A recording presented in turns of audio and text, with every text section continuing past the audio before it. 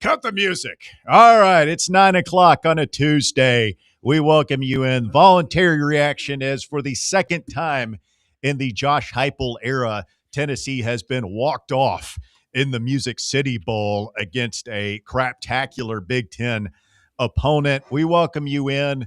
Voluntary reaction presented by the Griffin Law Firm. I'm Russell Smith alongside Bear and Davey. Walker Smith with us here in the White Claw Hard Seltzer Studios as Tennessee does not get it done tonight in Nashville, and a fitting end to the season, really, when you think about it. A defense that never got on track this year for a variety of reasons, whether you want to blame it on injuries, coaching, lack of discipline, whatever. Tennessee could not get a stop when it needed one tonight, and Illinois wins it 30-28. We'll go around and get some quick reactions from the panel here, and then we'll get right to the phone lines. If you want to join us tonight, it's 865-966-3435, 966-3435, your phone number. You can call or text us there. Get on YouTube as well. I think, when you look going forward, obviously, Josh Heupel isn't going anywhere. He's already hired a new defensive coordinator, and there's some pressure on him now. 8-5 is not an acceptable record at Tennessee. It's not a good season, and I don't care when your quarterback left or what happened with your injuries or something. That's not what you're shooting for in year 5. In my opinion, the biggest thing Heupel has got to address. I know the offense looked shitty tonight as well, but I just got to believe that's going to get fixed. You got a lot of offensive line coming back. You're probably going to be in a good place with quarterback, I would imagine. You got receivers coming back, running backs, tight ends, all that good stuff. You've got to, the first thing Jim Knowles has to do, forget scheme, theory, X's and O's, whatever you want to call it. We've got to get some damn toughness on that side of the ball. We are soft as Charmin. I mean, how many times tonight did you see like just us getting pushed back, Illinois runners falling forward? We're just soft. I mean, forget blitz packages, coverages, all that stuff. I understand that's important, but to me, first and foremost, it's about an attitude, and we look like Kentucky and South Carolina out there. No offense, like those are okay programs. They've been solid SEC teams the last 10 years or so. That's not what we're shooting for here. Do you want to be Kentucky, South Carolina, Mississippi State, or do you want to be Georgia, Alabama, LSU? That's what Josh Heupel has to decide. You can't play defense like that and expect to compete for championships. Last year was the outlier, okay? He's had 5 defenses here. Only one of them has been worth a damn. Last year was the fluke. What we saw this year was the norm. So he's got to fix that. He's hired Jim Knowles, is a big name. You're going to run some of these coaches out of here. There's going to be some turnover. I'm excited about Anthony Poindexter coaching the safeties. Hey, there's nowhere to go but up when it comes to coaching this defense. So you've got to find a way to grow some balls back there because we looked completely neutered on defense all year long. Davey Hudson of Outkick, jump in here, my friend. Your thoughts on what we saw tonight? It always sucks when you lose a game, Russ, but if I'm being completely honest, I never cared about tonight.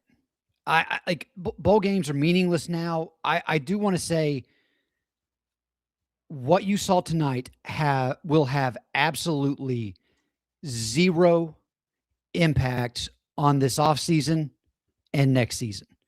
It's one of those things I've seen people tweeting now, like they're out on Heupel after this loss. It's like, listen, like if this is the game that did it for you, you were already out on Heupel.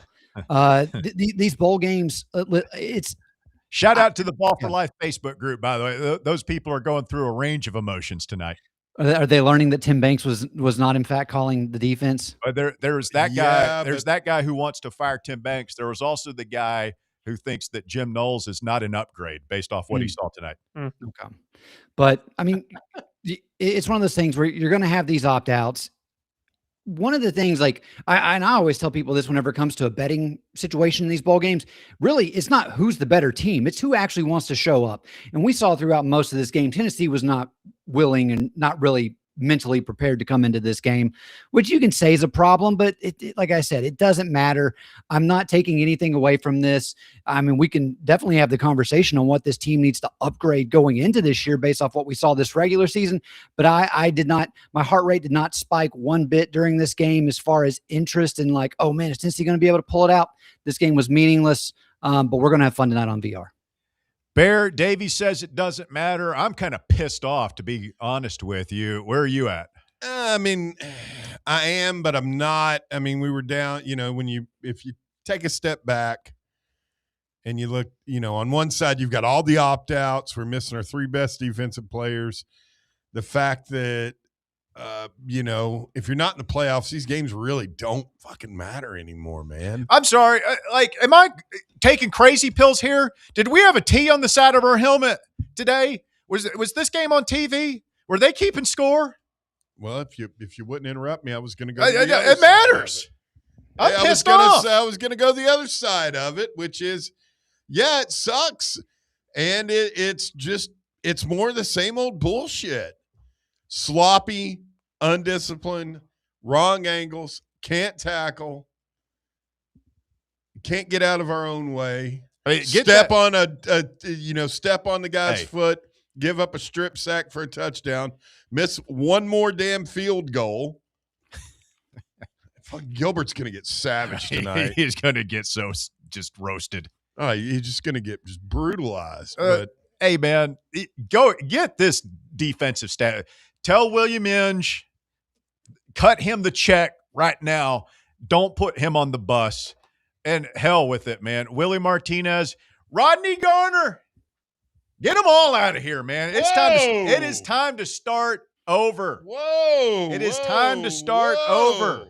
Whoa. I'm tired of it. Did our defensive line look good tonight to you? Had they looked good at all this year? Tyree West did have that offsides. Offsides? Tyree West at the end of the game? Yeah, that was It was Tyree. the whole fucking team. Tyree West. He got called for it. There were 6 guys offside. We were the most sloppy, undisciplined bunch of goofballs, unconditioned. Fire Kirk Schmidt. I mean, it's time to we need to start over in several ways here because what we saw tonight, Josh Heupel ain't it. And listen, We love you. you can call it the hot seat. You could say he's on the clock, whatever you want. It's college football in 2025, man. Yeah, I'm glad you won 30 games the last 3 years. You went 8-5, bro. You're on the hot seat. You didn't beat anybody with a winning record this year. This is not acceptable. This is not what we do. And all right, we're gonna bankroll this guy. We're gonna go hard in the portal. I think we're gonna bring some guys in and hopefully get it rolling. But you better get it rolling. Otherwise, we're gonna be having a different conversation this time next year, folks. And Josh Heupel ain't gonna like it. It's gonna be the get out of town conversation. All right, let's go to the phones. 865-966-3435. Voluntary reaction presented by the Griffin Law Firm. They're online at griffinlaw.com. Check them out. Marshall Griffin, what the hell happened? griffinlawdefense.com for the Griffin Law Firm. Rando, you're up first. Go ahead. All right, so here we go. Yeah, I agree 1,000%. Look, this is the hot seat. I don't give a fuck. I'm sorry. I don't give a fuck. We played the game. There's a fucking T on the side of the helmet. You play to win the game. Hello. And if we don't care, we should have opted out. That was fucking embarrassing. We just let Illinois have 9 wins in back-to-back seasons for the first time in program history. And yeah, Max Gilbert missed a field goal. Newsflash. That shit happens. I said it at halftime. That's on Heupel because he can't identify and evaluate talent. The team is sloppy. They're undisciplined.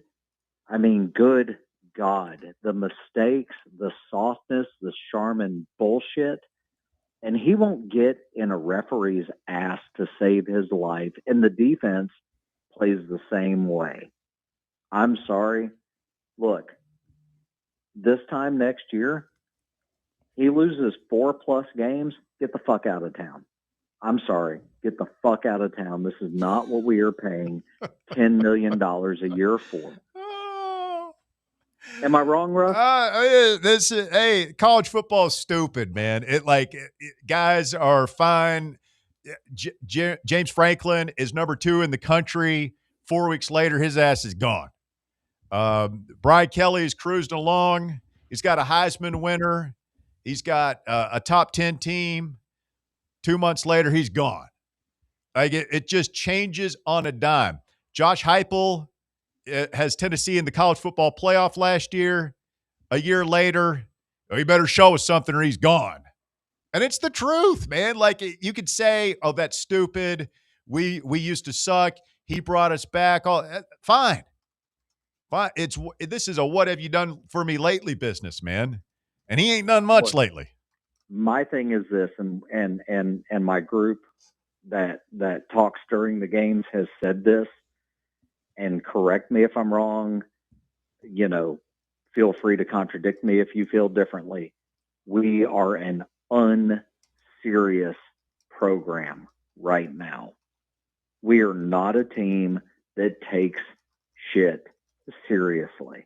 We are not a Kirby Smart program.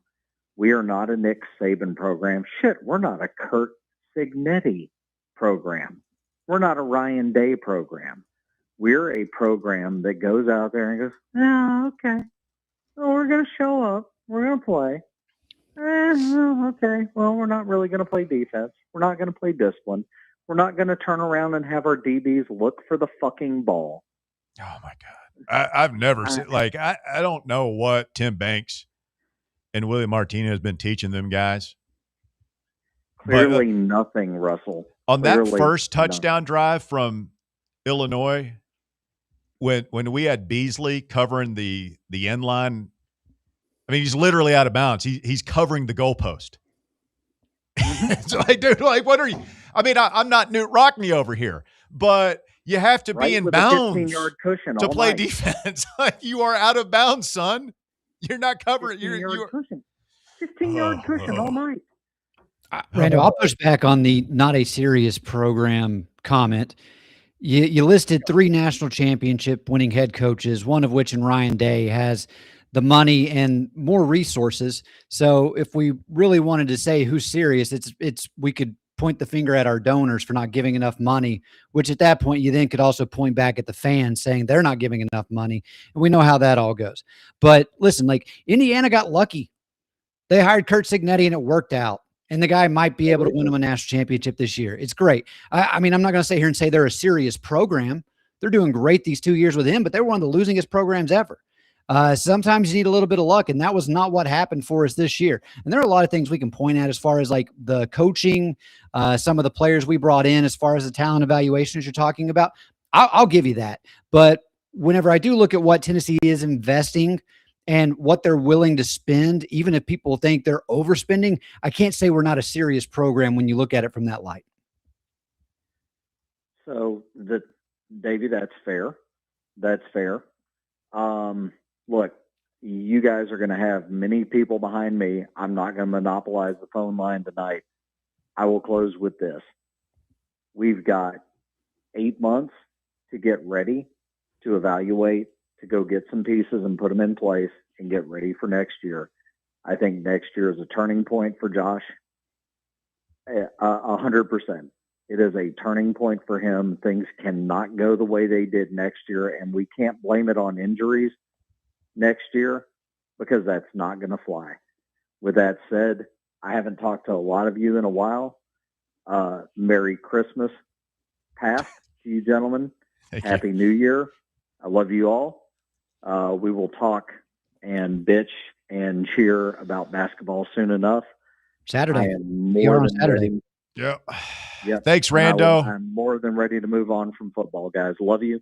Happy New Year. Talk to y'all. I love you too, brother. Shout out to Joakim Dodson today, who popped to the top on his Tennessee career. The classic fumble the ball, then get their guys out of their correct lanes, and then take it to the house. Really low key kind of screwed us though. If we're being was honest, the worst thing that could have happened. Well, no, I sent you guys the worst thing that could have happened, which fortunately for Max Gilbert, he didn't get another chance, but that would have been the worst thing that could have happened. I mean, when you got the who the hell is that touchdown going, you know it's a meaningless bowl game. Everybody's looking at it. Who is 89? That was Joakim Dodson from Memphis by way of the Baylor School in Chattanooga. This first career touchdown. Congratulations to him, buddy. As we say across the pond, he scored too soon, he did. Yeah, he did. Scored too soon. Let's get Jamie in here next. Jamie, you're on Voluntary. Your reaction. Go ahead. So you were ranting there for a second, Russ, about getting rid of the whole staff. But I think it wasn't 3 short games ago. You were defending Uncle Fluffy. It's the voluntary reaction, Jamie. I'm letting it rip. What the fucking rules are here? I'm letting it rip. I love it. Hey, what's up, young Dave? What's up, Jamie? How you doing, buddy? Doing good. Hey, we're at a crossroads, gentlemen. Welcome to the crossroads. That was a great Bone Thugs and Harmony song, wasn't it?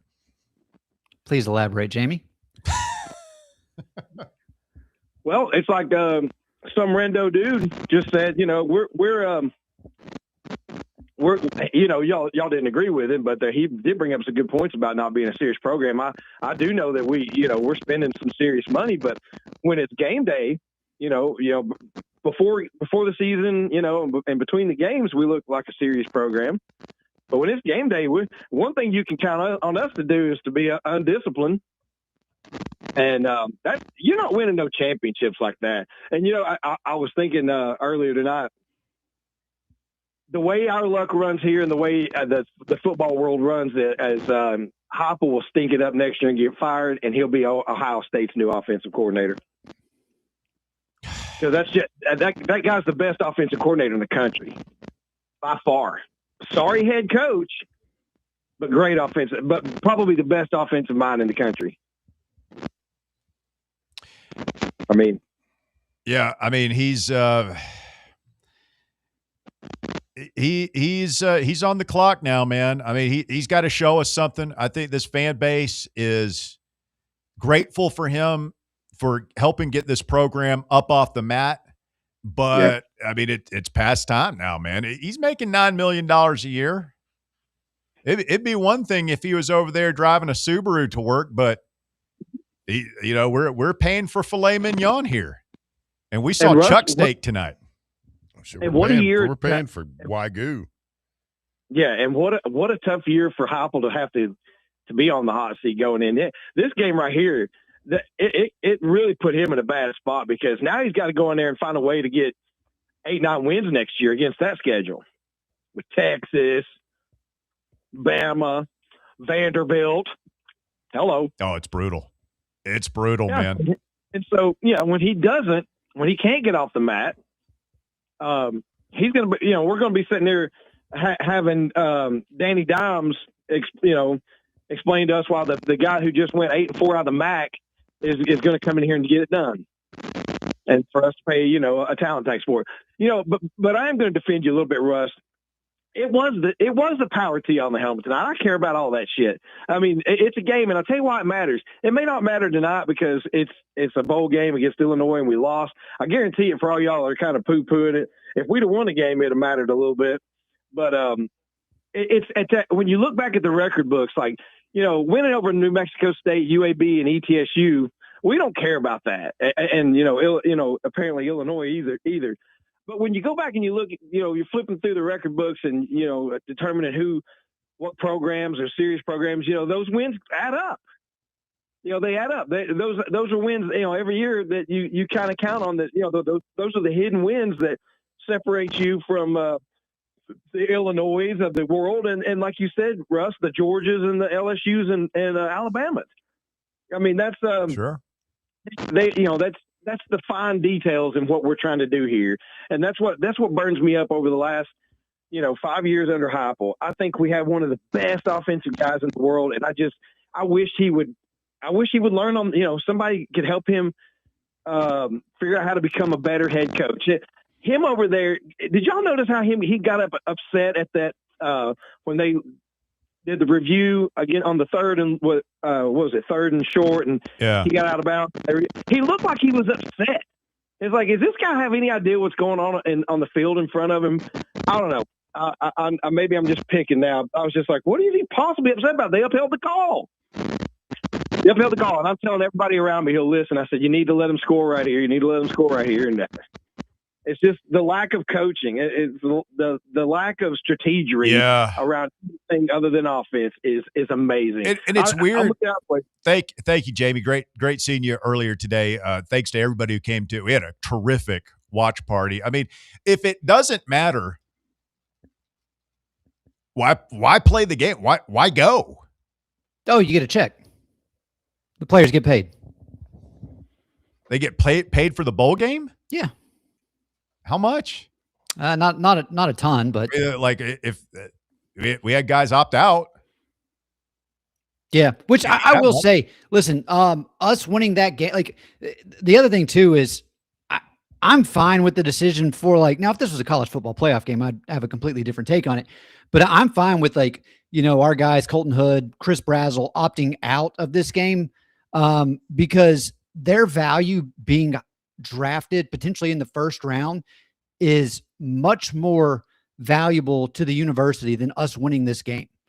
Do we win this game tonight if Colton Hood and Arian Carter play? Probably. I would say so. The Arian Carter one's, I mean, he's been banged up all year. I don't, unless he just really kills it at the combine, I struggle to see him, going that high. He's one of those guys I kind of thought would have, wanted to have this be a final game at Tennessee. Guys the homegrown guys, I kind of get more of them wanting to play. Like I will, like, I don't want to sound like I'm talking out of both sides of my mouth. I'll commend Kitzelman for wanting to get back out there and try it, since, you know, he'd been banged up and he wanted to go out and give it a shot. But like, I mean, Colton Hood was a 1-year player. Listen, like, there's going to be a lot of people be like, oh, VFL. No, he's a hired gun, guys. Like, I mean, I hope he enjoyed his time here. I hope he speaks fondly of us whenever he's gone, but he's a hired gun.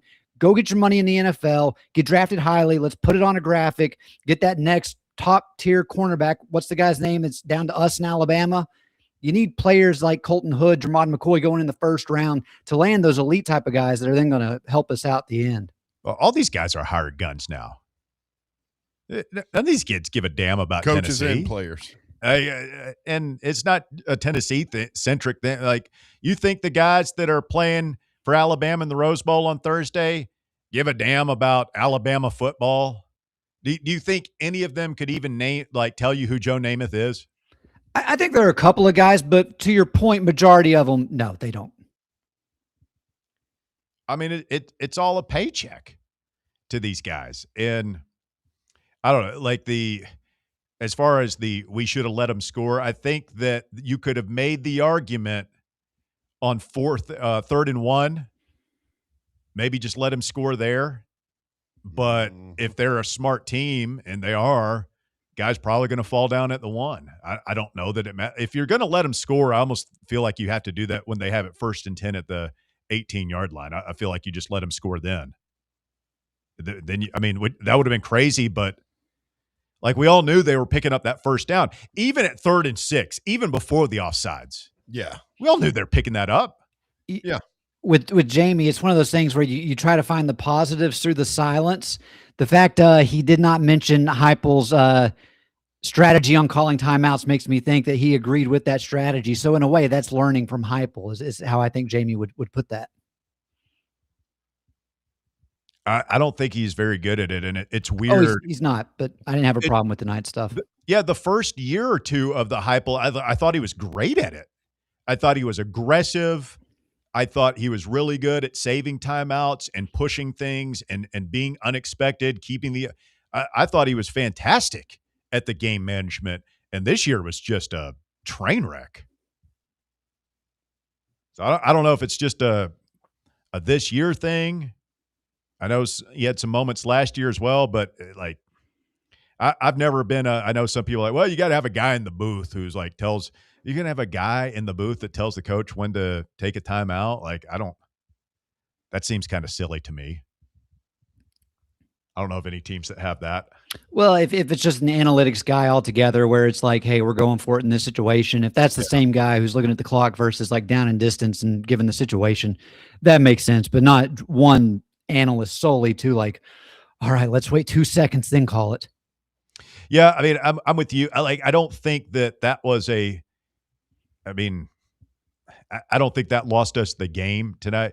I go back to what I said off the top. I think we've just gotten soft as a program. And that goes for the offense too, man. I just think we're soft, we're undisciplined. We get pushed around, not strong enough, not tough enough. I think that for this year, but last year I would have disagreed with that.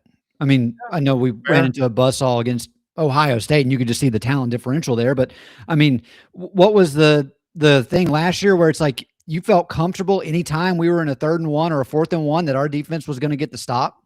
Like, we were going to win in the trenches there. And then this year was just a completely different situation, and it struggled on, all different phases of the ball. You look at it from a special teams.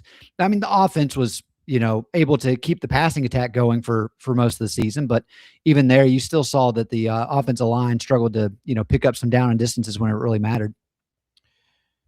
Shout out to all the listeners, viewers on YouTube right now. We appreciate you checking that out. If you could do us a big favor right now while you're on there and smash that like button, the thumbs up icon, if you could go ahead and hit that for us, that helps us grow our brand. Headed into basketball season, we'll have our first basketball voluntary reaction on Saturday.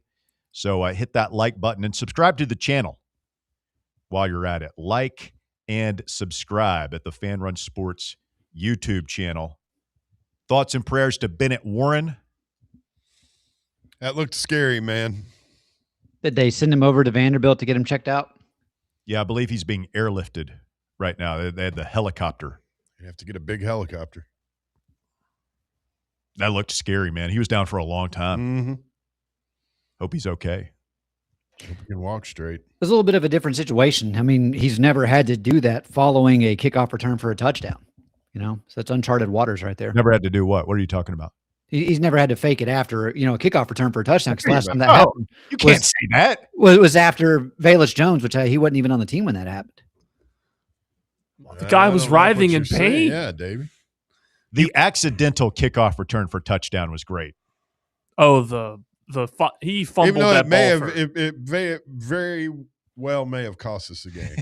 It could have. As crazy as that sounds. I mean, yeah, we would have been better off fair catching that, having a long touchdown drive, 4-minute drive, and leaving them with score with a minute or less, and then they wouldn't have been able to hurry up. Although against us, I don't know, maybe they would have. It's a hell of a statement. Our defense is so bad that scoring a touchdown for ourselves actually hurts us. It's true. That's not That's what what we're saying. There's a pretty good stat. Our offense did not see the field for the last 11 minutes and 40 seconds of the game. Illinois went on a 12-play drive. We returned the kick, and then they went on a 13-play drive that ended the game. Yeah, it's because their defense sucks ass. Maybe were we the Bennett Warren injury kind of took the wind out of our sails. I mean, as it was a momentum killer. It was horrific. Let's get our next caller. Steve is next. Steve, you're on the voluntary reaction. Go ahead. Hey, guys. How y'all doing? Doing well. Thank you. Yep. I'm on the verge of burning everything orange in my house, but I'm not going to do it. I'm not going to do it. Not I got gonna too do much it. money invested. This bowl game is I'm not worth it. Not for going that. to do it. This bowl game is not Anyway, worth that much money. No, it's not. It's not. If you saw, but like you guys, how much orange I have in my closet. No, it's not. It's not a good idea.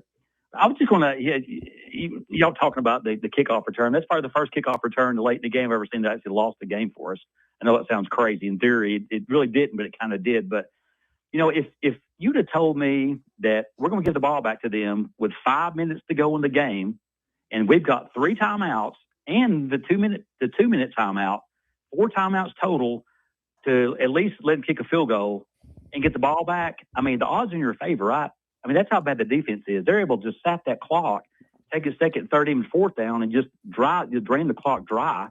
Of course, when the kid trots out there and his name's not Gilbert, he's going to hit a 30-yard field goal, right? 29-yard field goal. But the odds are in our favor. I mean, how many times have you seen a team do that with 5 minutes, take the whole clock out, and then we've got 4 timeouts on our side? It just doesn't make sense. I think they even took a timeout too.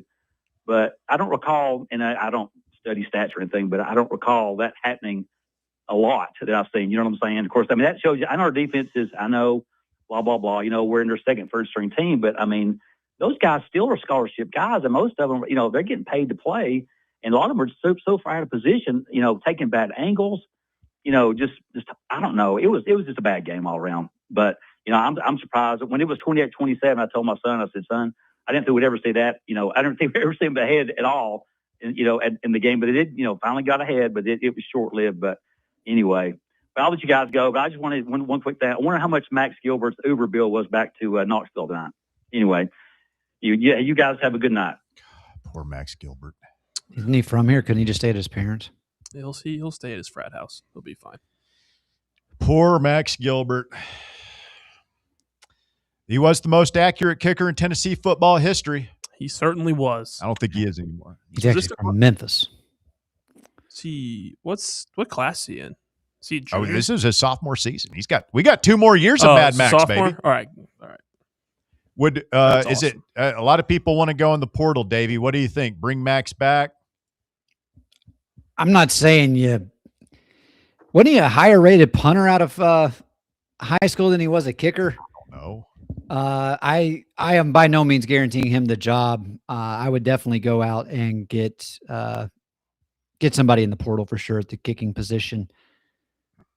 It's one of those things, man. It's in his head. I don't know if once you kind of get the what's it called? The yips. The yips. Once you get the yips, it's hard to break it. It's tough. He always pushes him too. He never pulls it. Yeah. It's tough. I mean, to another golf Tough out. enough, and he sucks. Get him out of here. Whoa. Sorry. Oh, he doesn't suck. Most accurate kicker ever. He missed like 3 or 4 kicks this year. Just a couple of them. Just happened to be at the worst possible time. I said he is the Arian Foster of kicking. Mm-hmm. Arian Foster is famous for having fumbleitis here, but if you look at it, like he actually did not fumble much. Amount of almost all of our top per running carry. backs. Yeah, like he didn't fumble, but the fumbles he did have, They were the worst time. Not- possible. And not the way good they time. looked, the one in the Penn State bowl game, I'll never forget. It looked like he was just bowling a strike. He just boom. By the way, like as long as we're talking about meaningless bowl games and whether it matters and all that crap, I'd never want to play in that stupid bowl game again. The Music City Bowl? There's a lot of Oh, stupid bowl no. games, but we have lost that. We're 1-3 in that game, and the 3 losses have all been brutal, Just last second walk-off ball field goals. crushing. Just, oh yeah. Yeah, you had they made the rule the following year. Dooley, Just North direct, Carolina. direct dick shots, all 3. Yeah. yeah, Just smashed.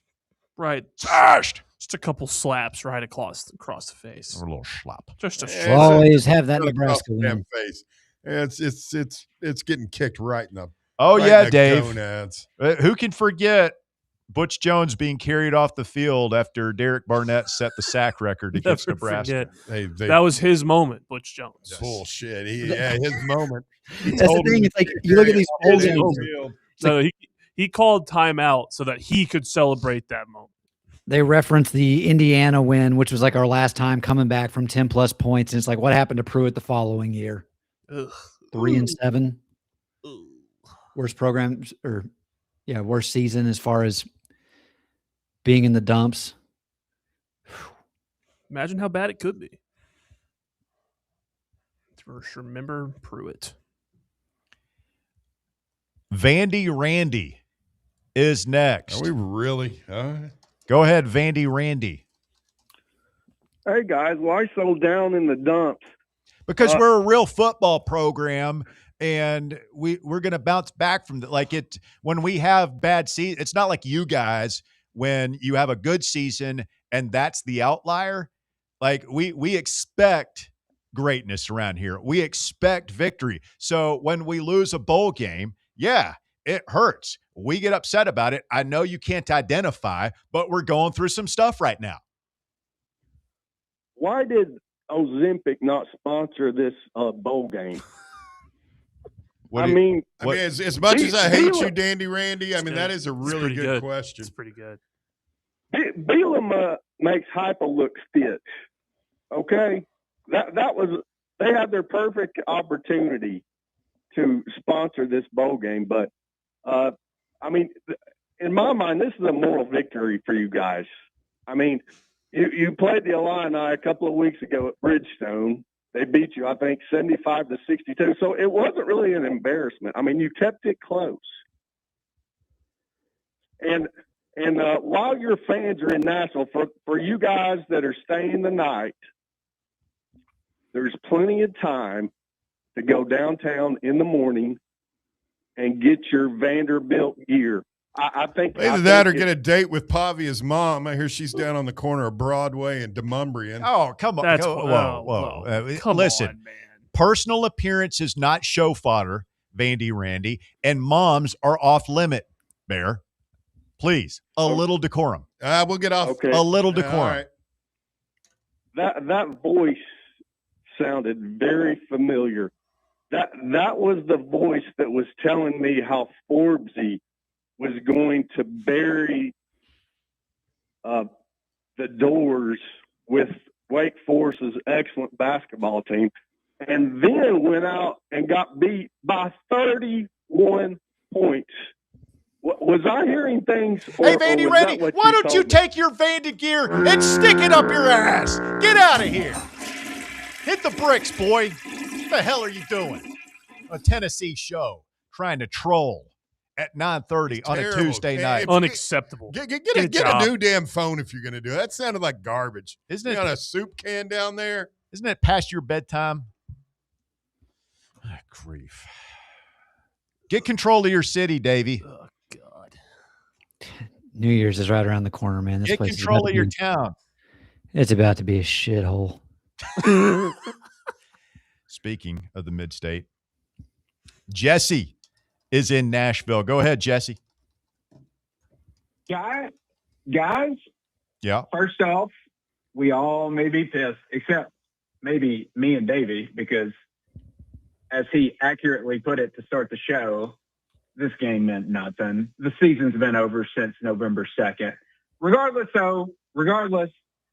Bear, Walker, Russ, Davey, I just want to say thank y'all for doing such a kick-ass job this football season. It was miserable with the product on the field. But you guys are literally the best of the best. And I don't think people say it enough. How you guys navigate this crazy but lovable, dysfunctional fan base, is beyond me. But you guys are awesome. So I hope you guys have had a great 2025 minus the product on the football field. I mean, minus Tony Vitello leaving, our football team shit in the bed, not being able to beat anybody with a winning record the entire season. And it looks like our basketball team might be taking a little bit of a step back after losing. Yeah, the loss to Houston was just too much for me. I really thought Shire was going to get over the hump. Do y'all think that the win over Houston in basketball is sort of like the fool's gold that we got with Tennessee football taking Georgia down to the wire for the season? Similar, for sure. But no, I'll keep it short, guys. I'm not actually I'm content with things. I'll say this. I think Heupel sort of needs to do an overhaul of just Rush, you said it perfectly. We come across as a soft program. The beauty of this new era of college athletics is, it's easy to overhaul your roster in one off season. My hope, like you said, I think you said Poindexter may be rumored to be coming. If I'm Heupel, it's I tell Knowles, bring as many guys as you can from Penn State, because more times than not, they have somewhat tough defenses. But Heupel's he's got to overhaul some things. We're a sloppy program.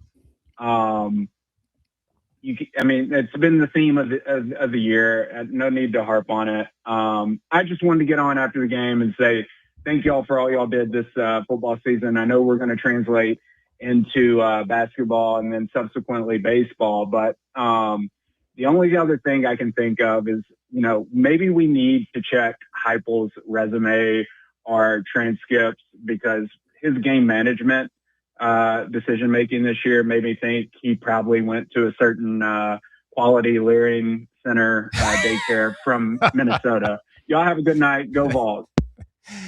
Oh, man. Actually, I had a couple of those saved for later. That's a good topical reference there by Jesse. Jesse did say something in his call that made me think. It's we've been talking about the problems that Heupel has obviously had this year, the way the coaching staff has really struggled in certain facets of the game. If it's so on, everything on tape that even we're seeing it, and not what I'm saying us, I'm saying the common fan, if he doesn't figure these things out or at least address them. It's one thing to try to fix it and it doesn't quite come to fruition, but you don't even recognize it. That's where I completely agree with people whenever they say it's a pivotal year. It's we know very, very well what the glaring issues are. So you should at least be able to diagnose what the problem is. Now, whether your solution to fixing it is going to work remains to be seen. But that's where it's for me at least, I'll know probably pretty early on in the next season my thoughts on Josh Heupel as a coach and where his ceiling officially is with this team. Joey Aguilar today, 14 of 18. His 200-yard game streak comes to an end in his final game. Only 121 yards passing tonight for Joey Aguilar. We only had 55 plays. They controlled the game. Yeah. We only had 55 plays tonight. They had, I was told there would be no math, 73 plays. So, yeah, I mean, they just held on to the ball. And I mean, I don't even, hurry up. I don't even really give them credit for that. It was just our defense was so bad doing the things that they did all year long and playing without their maybe three best players. It was just everything was exacerbated. So, I mean, it was the same crap we saw all year long, just worse. Mm-hmm. And so, like we took bad angles. We weren't in position. We didn't tackle. We didn't do anything. And like they just took advantage of our ineptitude. You know, Burt Bielema team, they're going to be able to run the ball. You know, that's their bread and butter. And you can't stop the run. You're going to be behind from the beginning, and that was the case for Tennessee. Didn't we outrush them? We were late in the fourth quarter. They had 221 rushing yards. They passed us with that last, I guess that they last ran. drive. I mean, they ran at us all night long. we could Well, not stop they them. put the damn graphic up on the screen that we were well out in front of them in rushing yards. But again, I guess right through the A gap. Haley is next. Hello, Haley. Hey guys, how you doing? All right. I feel that. I feel that. Yes. No, I'm not going to keep you guys long because I don't have any super controversial takes, but loved seeing Kitzelman out there. I know everybody was really wanting to see some Ethan Davis more, but I'm kind of a Kitzelman fan myself. Tonight's game was really just one of those that made you grit your teeth and kind of air it. I haven't been a fan very long and I don't know a whole lot, so I'm not going to act like I do. But it was tough even for me to watch. I definitely was not, sitting on the edge of my seat, super thrilled. There's so many people who are texting me just saying, like, this is such a boring game in the first half. Yeah, it was painful. I did find a lot of good reels on Instagram, though. Facebook had a lot of good reels already, but that doesn't make up for what it is. Josh has to make some changes. He really has to do something different because he's been real stagnant for a while. So I guess we'll just have to see what next year holds. I'm really glad to be able to talk to you guys. Super, super cool. I appreciate you guys having me on. Thanks for calling, Haley. We appreciate you. Have a great night. Don't be a stranger. The ladies call us. Don't be creepy, Bear. Don't be creepy. It's a little creepy. 865-966-3435. Your phone number, call or text to the drive or the voluntary reaction, whatever the hell it is we're doing here. 865-966-3435. Your number to get on board. Deshaun Bishop, 19 carries for 93 yards. Star Thomas leads that one drive where he's running like a wild man. And I understand he's tired at the end of the drive. You bring in Bishop, he scores the touchdown there on fourth down, whatever. Like, why do we not ride the hot hand the next drive? Bishop's in there, and the drive stalls out. Again, like I always thought Heupel, his first couple of years here, one of his strengths was he had a feel for the game. He just sort of knew instinctively what to do as far as, play calling. And then, particularly, I thought he was really good at the end of the half, end of ball game situations. And like, he's not anymore. I don't know if he used up, if this was like a reversion to the mean or whatever you want to call it, but it was rough. And I know some people will say, well, that's Darrell Sims. He's the running backs coach. Position coaches typically decide who's in the game at the time, but you're the head coach. Like, look at the guy and say, hey, what are we doing? Like, let's get Star in here and let him cook. Did anything stand out to you guys as far as, we're giving that guy playing time in, I guess, the thought process of like, we want to keep him around. We want to make sure they don't enter the portal. Or do you think it's like the guys have pretty much already made up their mind at this point what they're going to do, and the coaching staff knows? I didn't notice any of that on offense. A lot of new faces on defense, and I'm sure that's. Hey, Tim Banks is gone. It's William Inge, new coordinator, and we're missing all the opt-outs. Our 3 best defensive players. Like Trey Poteet, I guess, number 21 on defense was very noticeable. I mean, he was in there on the first possession of the game and played a lot. Like, I'm curious, and again, you would see this in practice, but for Jim Knowles, is it like a situation where it's like, he's like, hey, can we see what this guy has in this type of situation? And again, like, we're not going to know what that is, but I would be curious if we ever were to find that out. And it's just me just throwing something out there as far as like what I think would be interesting if we could get the backstory on. But I'm ready to clean house, start over on defense. Just rip up the script. Hey guys, appreciate your hard work, but we're starting over. Yeah. I'm just checking in on the Vol for Life Facebook group there. Going through it. Well, here's one. Unreal, all you Negavols wanted Banks fired. Now look, our defense gave up 30 points to a cupcake team. We lost to the cupcake team. Oh, Tennessee best be getting Banks back. Not only get are him they back. going to continue to lose ball Get him games, back.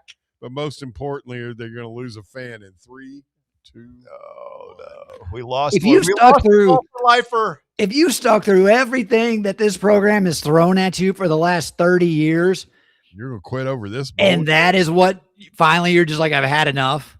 Uncle Fluffy, come back. Maybe come back. Oh man, it's brutal. Uncle Fluffy. You think he was smiling watching his defense a little bit? Be like, oh. I love the Vol for Lifer. Do you think Uncle Fluffy watched this one? I don't know. I bet he was keeping up with the up game. in Fluff Kingdom. He might not. The Fluff House. I'm sure he did. I mean, there's personal relationships there, guys that he's recruited. He wants to see them do well. I'm sure he was watching the game. But if we thought it was boring, I mean, that guy looks like he's about to fall asleep half the time anyway. Sure. I can't imagine how quickly he dozed off tonight. Auburn's got a lot of guys in the portal. They're gonna really have to go after both sides of the ball as far as the new regime under Golish down there. Anybody you want? Coleman, but I mean, we're not going to be spending money for him. What about the Coleman at Penn State? Want? Yeah, I mean, I would sign up for that. Like His name? Yes. I really haven't heard much as far as like for sure locks as far as guys that Tennessee's going to be getting in the portal. I like the ones that there have been smoke. Quay Moss, the nickelback from Kansas State, and then Keaton Thomas, the linebacker from Baylor. Both sound like quality additions. The one I think it's going to be a bidding war, but Mateen Ibarogba, I think is his name, from Wake Forest. He's like a 6'6", 300-pound, just big unit. Yeah, defensive lineman who will ragdoll you, which was a glaring spot of need tonight. Yeah, I mean, all 3 levels of the defense were soft. Like, there's not one group. There's not one group on that defense that you say, that's solid going into next year. Pushed around. Tackles, no. DNs, no. Linebackers, no. There's some young studs at linebacker, but they weren't good enough yet. Our entire secondary outside Ty Redmond, and that's it. It's like potential at linebacker and Ty Redmond. I mean, what do you guys think the Billy Ratliffs, the John Hendersons, the Fred Whites, the Terry Fairs, the Kevin Simons of the world are thinking watching that tonight? Watching probably that soft. defense. Is there anybody on the team that would have started for any of those teams? No. Hell no. I mean, even the opt-out. I mean, even the opt-outs. Josh Joseph's probably been in the rotation, maybe. Josh Joseph's be carrying Sean Ellis's jock. That is true. No offense. Love you. Hope it works out for you. Let's get Brad in Asheville. I think this is Nashville. I think new guy heard it wrong. Well, there's lots of Brads out there. Brad, where are you? In fucking Nashville, man. He didn't hear. Yeah. I was actually excited to go to Cheers, jerky. Whoa. I was actually excited to go to Asheville. I was like, oh, man, we get away from Nashville for once. But no, it's Brad and stupid Nashville again. Fire it into the fucking holler. That asshat, the Vandy fan that called up, man, you can suck a dick. Oh, Candy Randy. oh, I mean, don't promise him a good time, you go ahead and Brad. hop all the way onto that, you shithead. You oh. can beat us every year for the next 30 fucking years, and you wouldn't catch up to us. So just go away. I'm not worried about anything that shithead has to say. This was, I don't know, man. It's a bowl game. It doesn't matter. I don't care, but I'm still pissed. We lost this game because of a catastrophic play from a quarterback and a kicker with his head up his own ass. And I don't care if he can kick it a fucking mile. If he can't aim it, then we don't need him. Max, I love you, buddy. You're great. Thank you for playing for us. But get some glasses where you can fucking aim the fucking football. Or maybe that's we it. don't need you. Maybe he's like Wild Thing Vaughn. We get him some glasses. Here's the thought. Why don't we try the Turbeville kid? He can kick it like a mile. Right. Anything other than a kick that matters. And that guy with his deer in the fucking headlights walks out there. And I'm just like, we've already missed it. It doesn't matter. I mean, he's screwed now, Brad. I mean, he's in his head bad. He's shot. What do you think it's like? When you're already the little guy on the team, you're like the 190-pound pencil neck geek, and like you're walking back to the sideline after that. You're around all these like 300-pound alphas, and they already know you've already been the GOAT for the Georgia game. You've had to deal with that all season long, and you missed that tonight, and you're walking back, and they're just looking at you like, really, dude? Really? Yeah. That's gotta suck. It's maybe if one time they just beat his ass, then the next time he went out there, it'd be able to. Right. Brad.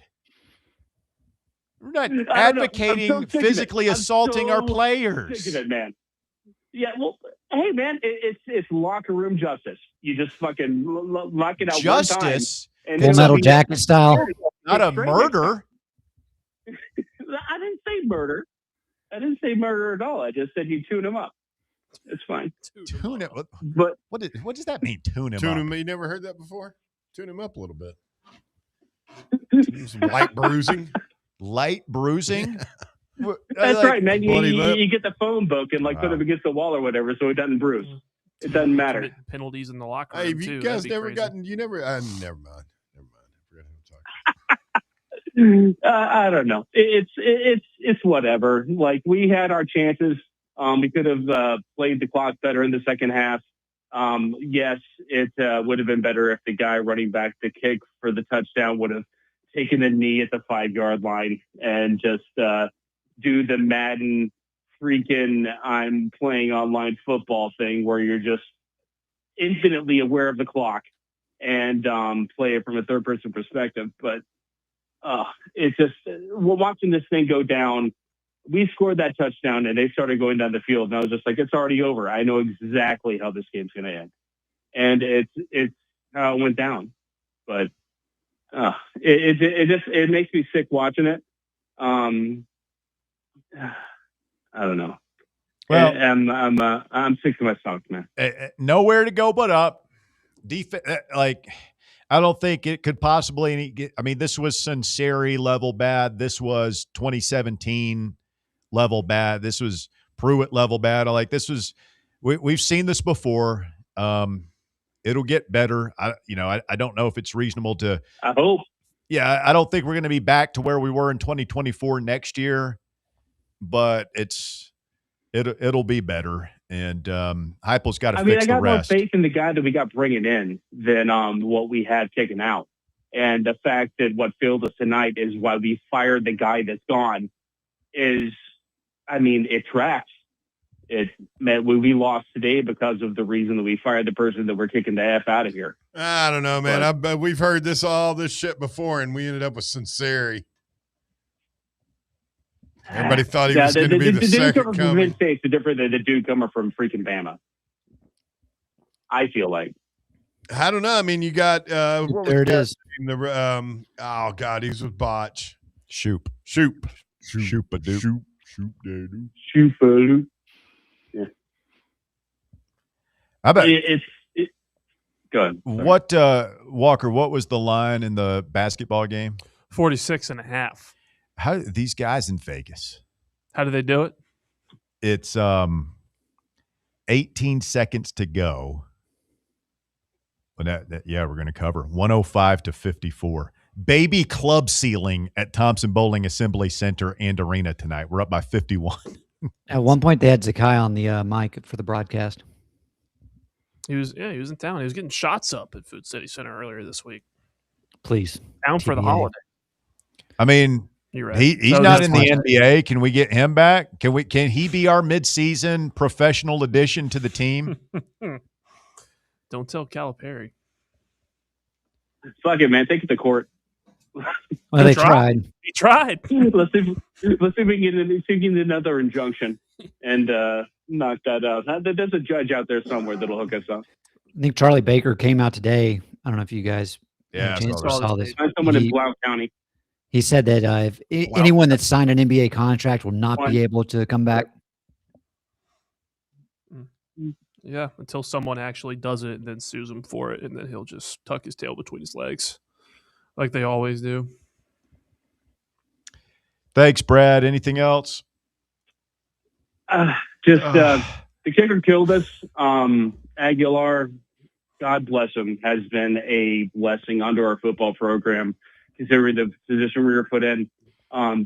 He made the catastrophic error that also contributed to the loss of the game. He did some stuff that helped us win it. But, man, what are we going to do to improve that position?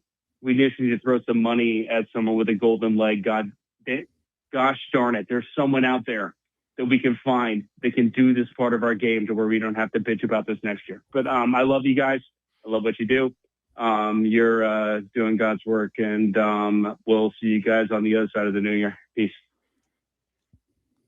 Thank you, Brad in Nashville. Appreciate the phone call. We also appreciate Marshall Griffin and the Griffin Law Firm for their sponsorship of the Voluntary Reaction once again this season.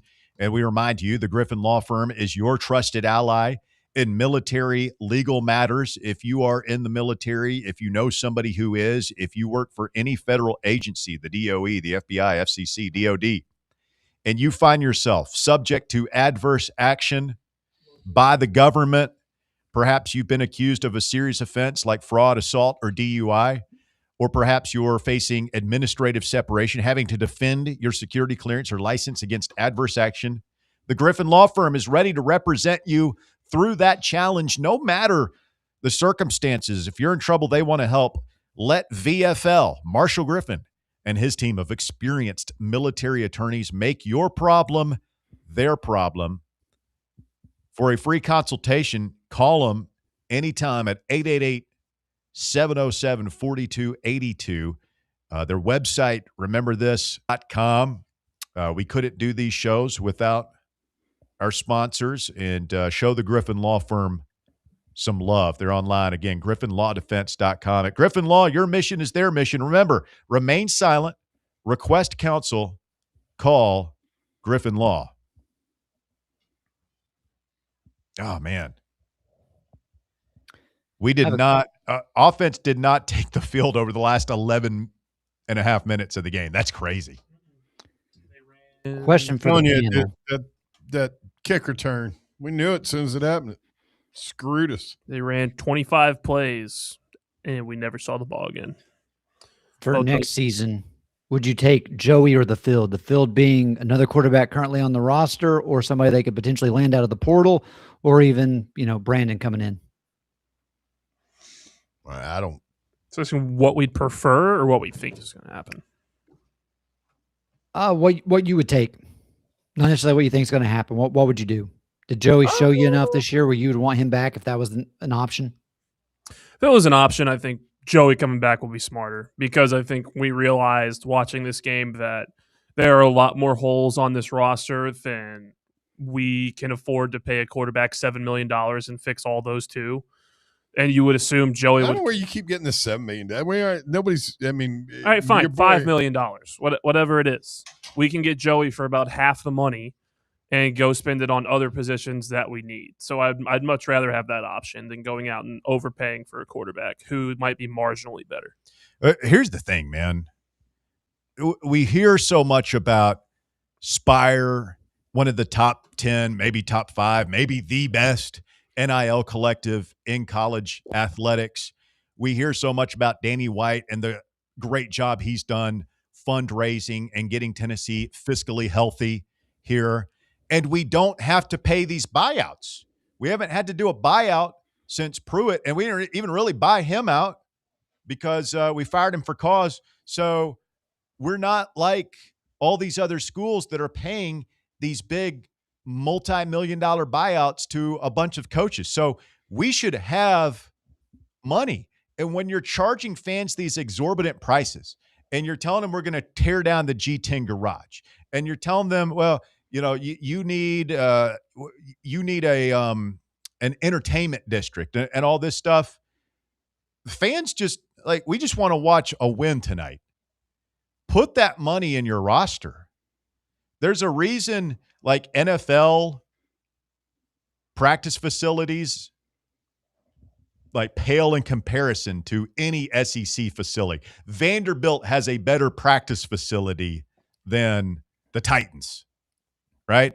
Alabama has a better practice facility than anybody in the NFL. Because they have to pay, they put all the money into the players. They have to pay all the salaries. Do that.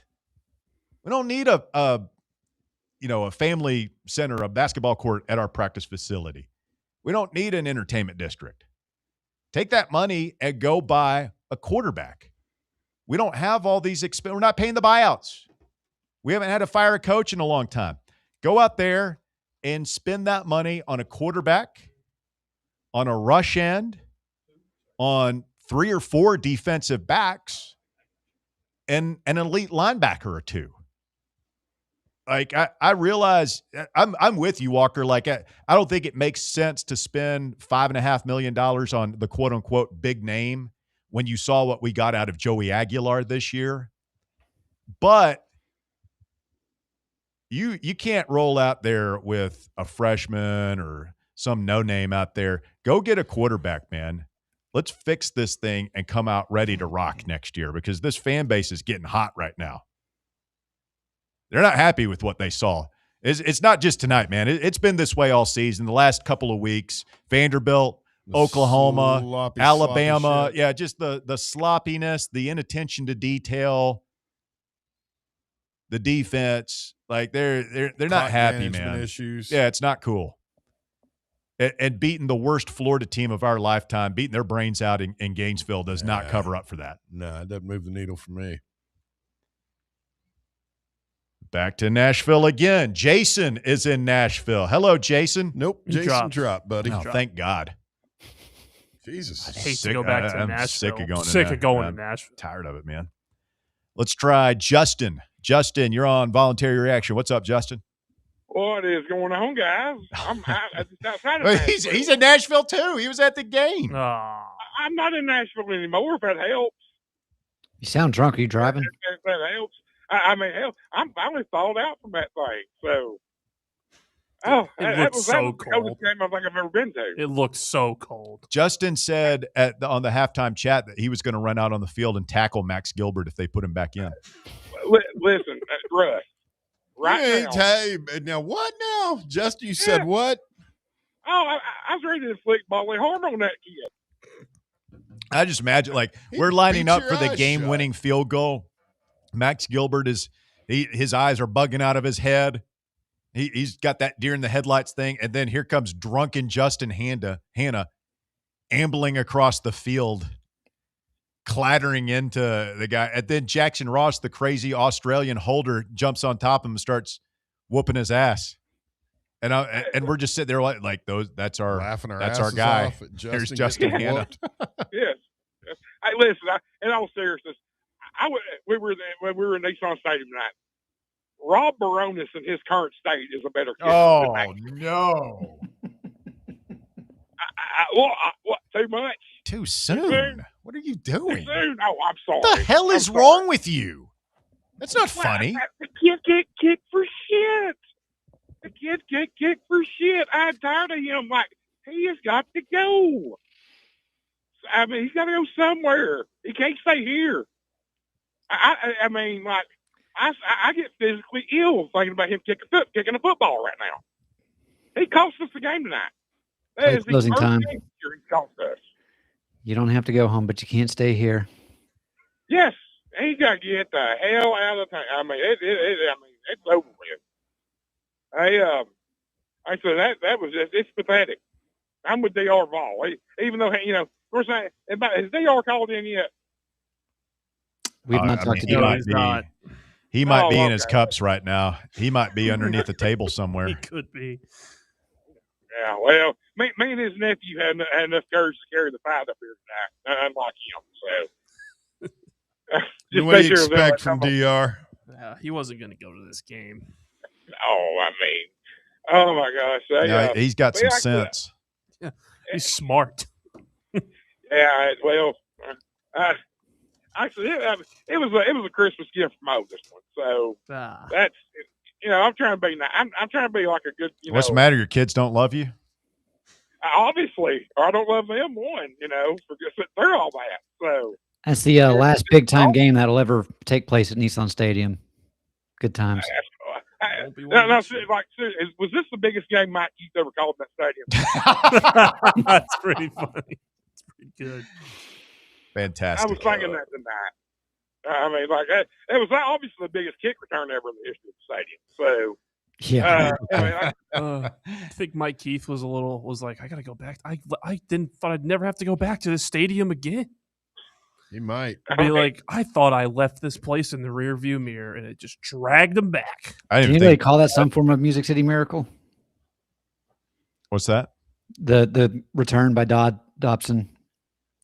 Is Dobson Dodson? That's Dodson. Dodson. Okay, yeah. Yeah. I mean, anybody like that's Dodson. We got Dodson here. It's not too far from Dyson.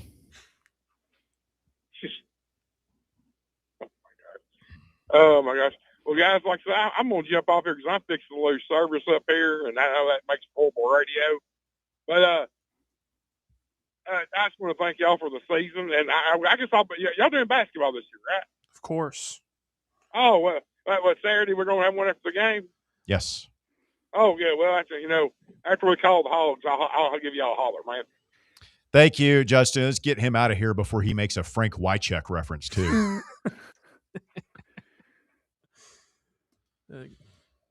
Guy bleeds orange, man. Just bleeds orange. He bleeds, something. He was giving Gilbert the old Bud Adams from the stadium. Some good Titans references today here on the show. 865-966-3435 as Justin drops off. That creates a line available for you if you want to chime in. 865-966-3435. We'll get folks in here. Who is next? Plateau Vol. You're on Voluntary Reaction. Go ahead. Hey, guys. On Nashville here. I'm in the beautiful city of Monterey. I love Monterey. You go through Monterey, you're getting through the plateau. You're almost home. Mile marker 300 is the cutoff from Middle Tennessee to yeah. Well, anyway, this offseason is all about how the head coach or a glorified offensive coordinator, he needs to get a little bit of prick in him and start holding it. Hey, Plateau Vol, I think you're breaking up there on the plane. We'll put you on hold here and maybe try it again. I think I got the gist of what you were saying. Davey, he was hitting us with the Josh Heupel's got to get tougher, more disciplined approach. He needs for lack of a better term, an asshole on the staff. A lot of people feel that Golish was the asshole and that when Golish left, we lost some of our toughness and attention to detail. Do you agree with that assessment? To an extent, I do think. I mean, I know he was just a special teams coach, but I do think Eckler was also a big part of that. And they left the same year or two, right? Golish and Eckler.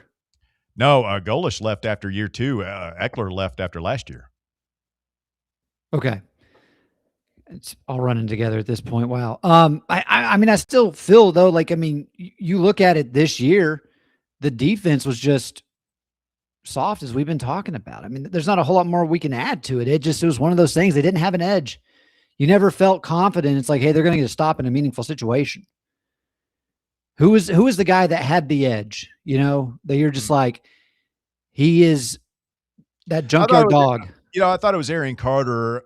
I thought that he played hurt. That the double turf toe thing was obviously limiting him. There's a reason he's going pro, right? And somebody's going to draft him, and I think he has a nice career. But one man, like when the rest of the defense is that bad, like there's only so much difference one guy can make, right? I mean, you've got to have dudes at every level, and that's why, like I think you got to overhaul this thing, man. I'm in favor of wholesale staff change on the defensive side of the ball, all new assistants, and a lot of new players too. Like I wouldn't mind seeing them bring in, 10 players on that side of the ball.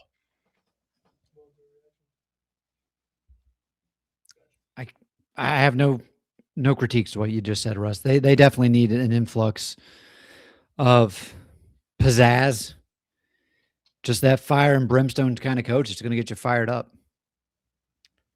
Let's try Roberto up next on Voluntary Reaction. Go ahead, Roberto. I, too, am not in Nashville, for the record. No, that's good. I saw you hours ago, so. I was in Nashville at one point today, and, buddy, am I glad I didn't stay for that power slop. Oh, my God. Can we do away with the bullshit ball games? Let's be Notre Dame. No, thanks, guys. Appreciate you.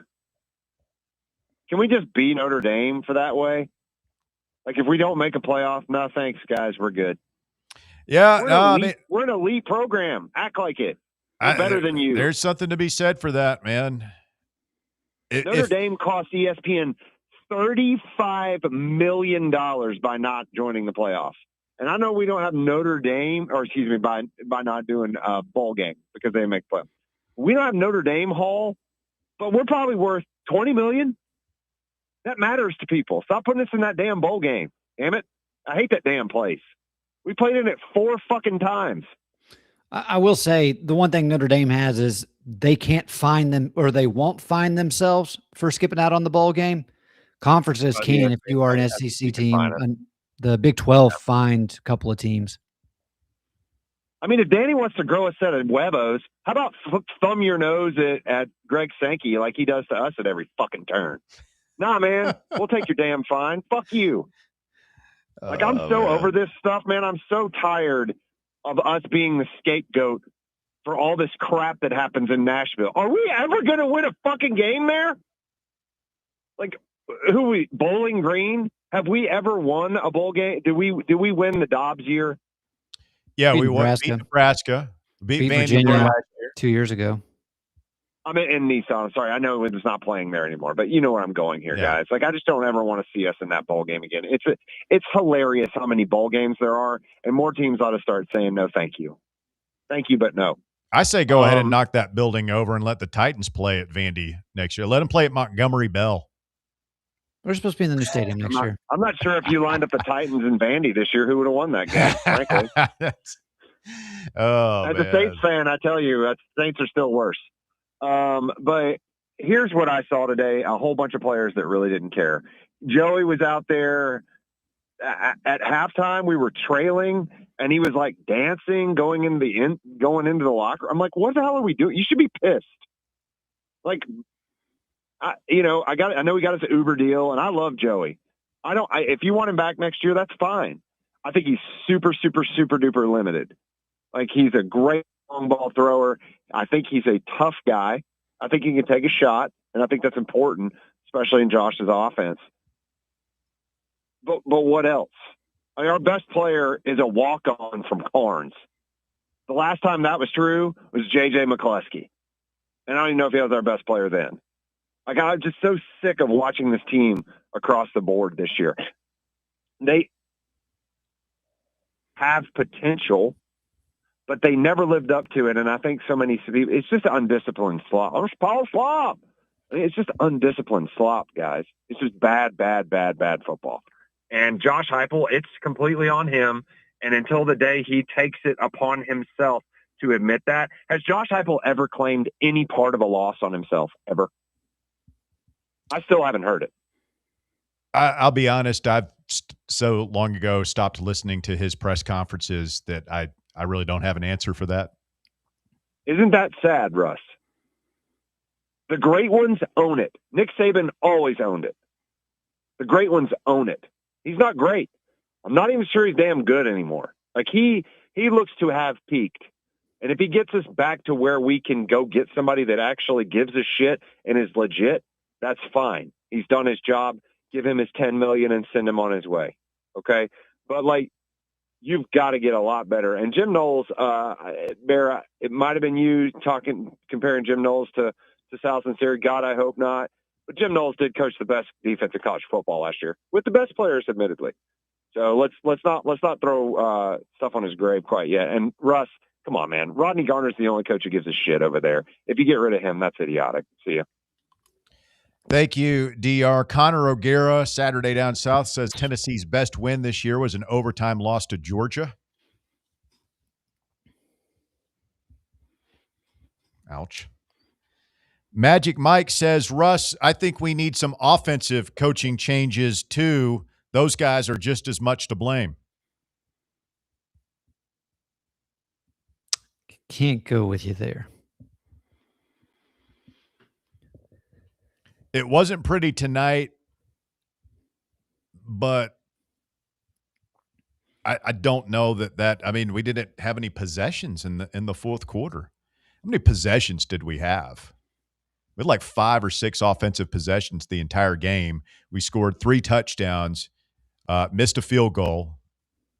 We had 1 punt. We had the clock run out on us at the end of the first half, and I believe we punted once maybe in the second half.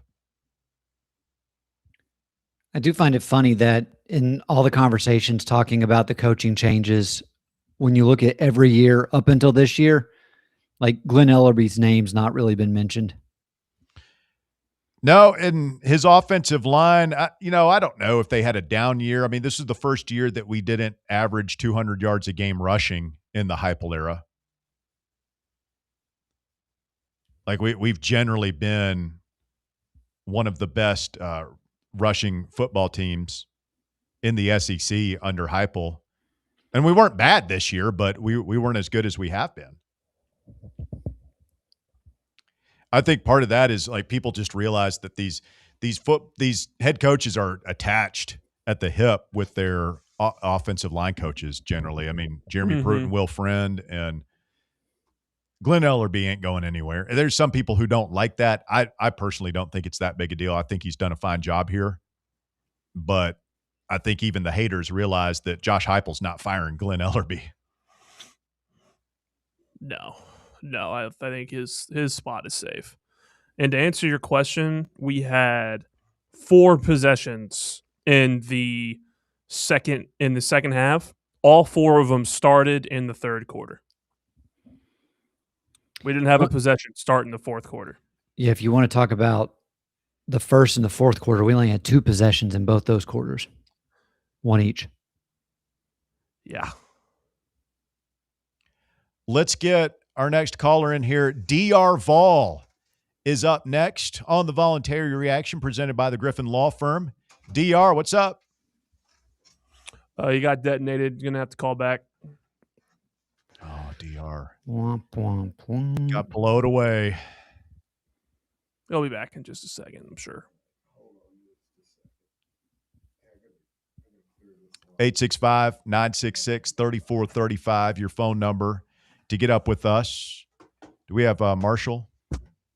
Marshall Griffin from the Griffin Law Firm is standing by as we drink from the keg of despair tonight. Marshall, good evening, my friend. Rough night, Russell. Rough night. I don't know who has it rougher, these Vol fans or South Carolina State, which took a 105-52 beatdown over at the arena tonight. Did I read that right? That they were 1-13 Yes. coming into Thompson Bowling. They're no bueno. Yeah. So as expected, I guess the result there. 105-54, a 51-point win as the Vols cover the 47.5-point spread tonight. Well, that's a bright spot, I suppose. Man, when that kid fumbled that ball and ran that back, I was happy that was exciting, but I was like, we just lost. No, we all knew it. We all knew it in real time. Oh man, that's fun to see, but it's over. Oh, how can our defense be that bad? Like it wasn't always this way. The only hope was that you were going to get a stop and make them kick that field goal before the 2-minute warning. Mm-hmm. When they got that first down, when they converted that third down, when they drew us off sides, that was ball game. That was game, set, match, because there's no way we're stopping them on 3rd and short, and then we're screwed because it's a clock thing and they've got a chip shot field goal and a competent kicker. Just going back to when Heupel, the early years of the Heupel coaching era, it was always so exciting because you knew that he could just take control of a game and just run the score up, and you blink and you'd be up 3 touchdowns. That was the fun of Tennessee football. And like, man, it's gone. I don't know. I just don't have that feeling anymore. There's no confidence. It's so similar to the Bruce Pearl thing. Remember when Bruce Pearl got here and the first 2 years we're full court pressing. We're running this unique style that nobody else played and nobody could deal with it. And you felt like every time we walked out there, damn it, we got that swagger. We're not here to mess around. We're here to kick your ass and take your girl home. And like, that's kind of how I felt the first 2 years with Heupel. And like, even last year we were 10-2, but it didn't have the same feel. And I think we can bounce back. I don't know. It's weird because I hear you in your voice, Marshall, and I hear from some of our fan base today, like they don't feel like they can get it back. Do you think it's over? Are the good times gone? I don't know. I mean, that's on him, right? But there's a lot of, I think he's going to have to grow as a leader. He's going to have to grow as a coach. A lot of the stuff that I see as being a persistent problem for him that has always just kind of been a problem and been allowed to be a problem because of the things he's been able to overcome with that high-powered offense, like the discipline. Like, he's got to address that stuff. He's going to have to turn it around. He's going to have to really change the way he coaches. He's going to have to change the things he focuses on. And if he can't do that, then, yeah, I think it is over. To the extent he was ever a gimmick, I hope that that's not true. I think he was innovative for sure. And, gosh, it was so fun to watch. And I really hope, he can get that back and make it fun to watch again. But he's going to have to make some serious changes. I think starting with kind of himself and the thing he focuses on, because it always starts at the top, right? Yeah. Like nobody else can change the tone of an organization, like the head of the organization. He's going to have to say, details matter. We're not going to be sloppy anymore, and we're going to pay attention to the small details. Those small details, getting that right equals big things getting right. And that's that. I mean, it's fundamental, But he's been, I think, allowed to relax on that stuff and not really think too much about that stuff because of the innovation. But now that the game's kind of caught up with where he's at, he's going to have to kind of address those fundamentals. Adam Sparks on Twitter says, I asked Josh Heupel after the game tonight about the level of upgrade needed on this roster via the portal. He acknowledged that it's needed, but he said he really likes his young players. Youngest team in the SEC and better player development is needed.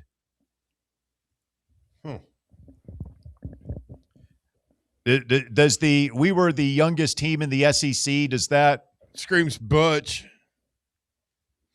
There's no validity there. There's no there is some when we're talking about like details and stuff, and like you can put some of that on youth, right? I let it slide for this year, but goes to show me, all right, you're already setting yourself up to where it's like, if the youth is a problem now, well, you got an entire offseason. They'll have another year of experience. You can't use that to where that's something you can fall back on next year. It's like, all right, you're trusting your youth now that given everything they've gone through this season, they'll be ready for next year whenever the big shining lights hit the stage. I don't know. When I hear him say that, I'm worried that when he says I'm happy with our young guys, we need our development to be better, I'm worried he might use that as an excuse to not get everything out of the portal that we need. That's what I look at. That's what I hear from that. Whereas, like, if he's confident in all the guys on our roster, it might make him a little more passive to go out and get everything that this team needs next year. Well, I guess that's where when you go out into the portal, you're not shopping for youth. You're shopping for that guy who's on his 5th year, who's seen a ton of systems and understands football from playing multiple levels, because you've got to have those guys now. Whenever you look at everybody else, it's not like these young teams that are going out and winning. It's these teams that go out and they pay for the 5th year senior that's been around, seen everything. And, you know, it's kind of like in the NCAA tournament, the teams that are making it the farthest, they've got those veteran guards. You kind of need that at the quarterback position. You need that at a lot of these other key positions whenever they're having to set up, you know, the offense or set up the defense. That's something you have to have nowadays. Mark, go ahead. Well, I'll just say too, you know, credit where credit is due. Nico leaving the way he did and when he did was incredibly disruptive. It had to have been. And for him, I mean, I think Heupel actually managed that really well. To get Aguilar, to bring him in, to get him up to speed where he needed to be. I mean, that was good football. And you know, with the injuries they had on the defensive side, there was a lot. He had his hands full this season. You know, it wasn't like he was working with kind of an even keel or anything. It wasn't like a steady state that he was able to build on. There were some serious challenges, and I think for the most part, he did a pretty good job. I think the one thing I would say is maybe the potential of the team wasn't fully leveraged, but you know, it's hard to really judge him on this year. I think youngest team in the SEC, yeah, okay, that's fine. I think moving into next year, I would look for him to maximize the stability, get his quarterback in place early, and start to build on that team. And then, yeah, you know, then let's see him leverage that talent to take us to the next level. I think that's a fair expectation for everybody to have. I think it's important that you get a quarterback that's a good processor. Like, I mean, everybody wants the athlete, the guy with the huge arm and all that stuff, but I'd like to have an experienced guy, an older guy, a smart guy who can get up to speed on this stuff quickly, because all the other pieces on offense are going to be in place. And then again, like I think Davey and I are in agreement, and I would venture to guess Marshall is too. Like, you need a whole scale defensive, like redo. It's knock it down and rebuild it. And hopefully you can get a little bit better, because this Heupel guy, he can coach some offense, man. And, you know, between the youth excuse and the injuries on defense excuse, he's got, you know, I think he's got to change some things, but he does have a leg to stand on when you talk about there's a difference between excuses and reasons, right? Mm-hmm. And we've got reasons that this season didn't turn out the way we want. But he says at the end of this one to Rocky Top Insider, quote, in this game, throughout the course of the season, it's a series of one plays that makes a difference. There are a few of them that will be burned in my brain for a long time. That sounds like a guy that knows that he's ready to get back after it. 3 that stand out. And I'm sure there's, like, this isn't for him and how he views it, but Max Gilbert missed field goal, the interception at the goal line right before the half against Alabama, and then the fumble going down to go up 14-0 against Oklahoma. If all 3 of those plays go differently, you're potentially looking at 11-1 season. But to your point, Russell, real quickly, you talk about a processor for being the quarterback. You definitely need that. And listen, I don't really care if it is a gimmick offense, because, and listen, people don't like this. Jalen Hyatt is not a good wide receiver. He was great for Heupel. Jalen Hyatt was able to win the Biletnikoff because of Josh Heupel and Hendon Hooker being such a quick processor, and he was faster than everybody. Yeah. I mean, their Giants have offensive linemen that have more career reception touchdowns than Jalen Hyatt does. Like you don't have to be an NFL style receiver if you can have Hendon Hooker set up this offense. It also helped to have Cooper Mays, but you're just moving faster than everybody, and that's what they did that year. And that's because Hendon was quick enough, but like he had it between the ears to get that group up to the line, ready to go. It was the fastest that Heupel's ever had this offense rolling. And you can call it a gimmick because Hendon Hooker's not an NFL quarterback. He flamed out with the Lions, and I don't even know if he's still on the Panthers practice squad. Signed with the Jets last week. Okay. Respect, please. It's even worse. I guess you could call are the Jets still in the National Football League, or are they considered a pro team? I'm not sure. Hey, Marshall, thank you for sponsoring the show again this season. It's been fun. We appreciate everything that you guys do for us. And I know we got a lot of military folks listening, not just here in the States, but around the world. We see those listeners on the app out there. Tell them what you do, the Griffin Law Firm and griffinlawdefense.com, how you can help. Well, Russell, I've said it before. I'll say it again. You do a great job of representing us and our brand on your show, and I appreciate what you do, and I appreciate what you do for Vol fans and helping us through nights like this that are tough. This is it's therapeutic, and I'm in a diverse community of college football fans, and I'll tell you, my friends don't have anything like you guys. This is really a special thing y'all do for the fan base, and I appreciate it, and we're proud to support you guys and the work that you do. The Griffin Law Firm stands ready to support military members anytime there's adverse action that they're facing, or even if things just aren't going well with the command, give us a call. Not everybody that calls us becomes a client, but we try to leave everybody that calls us better than we found them.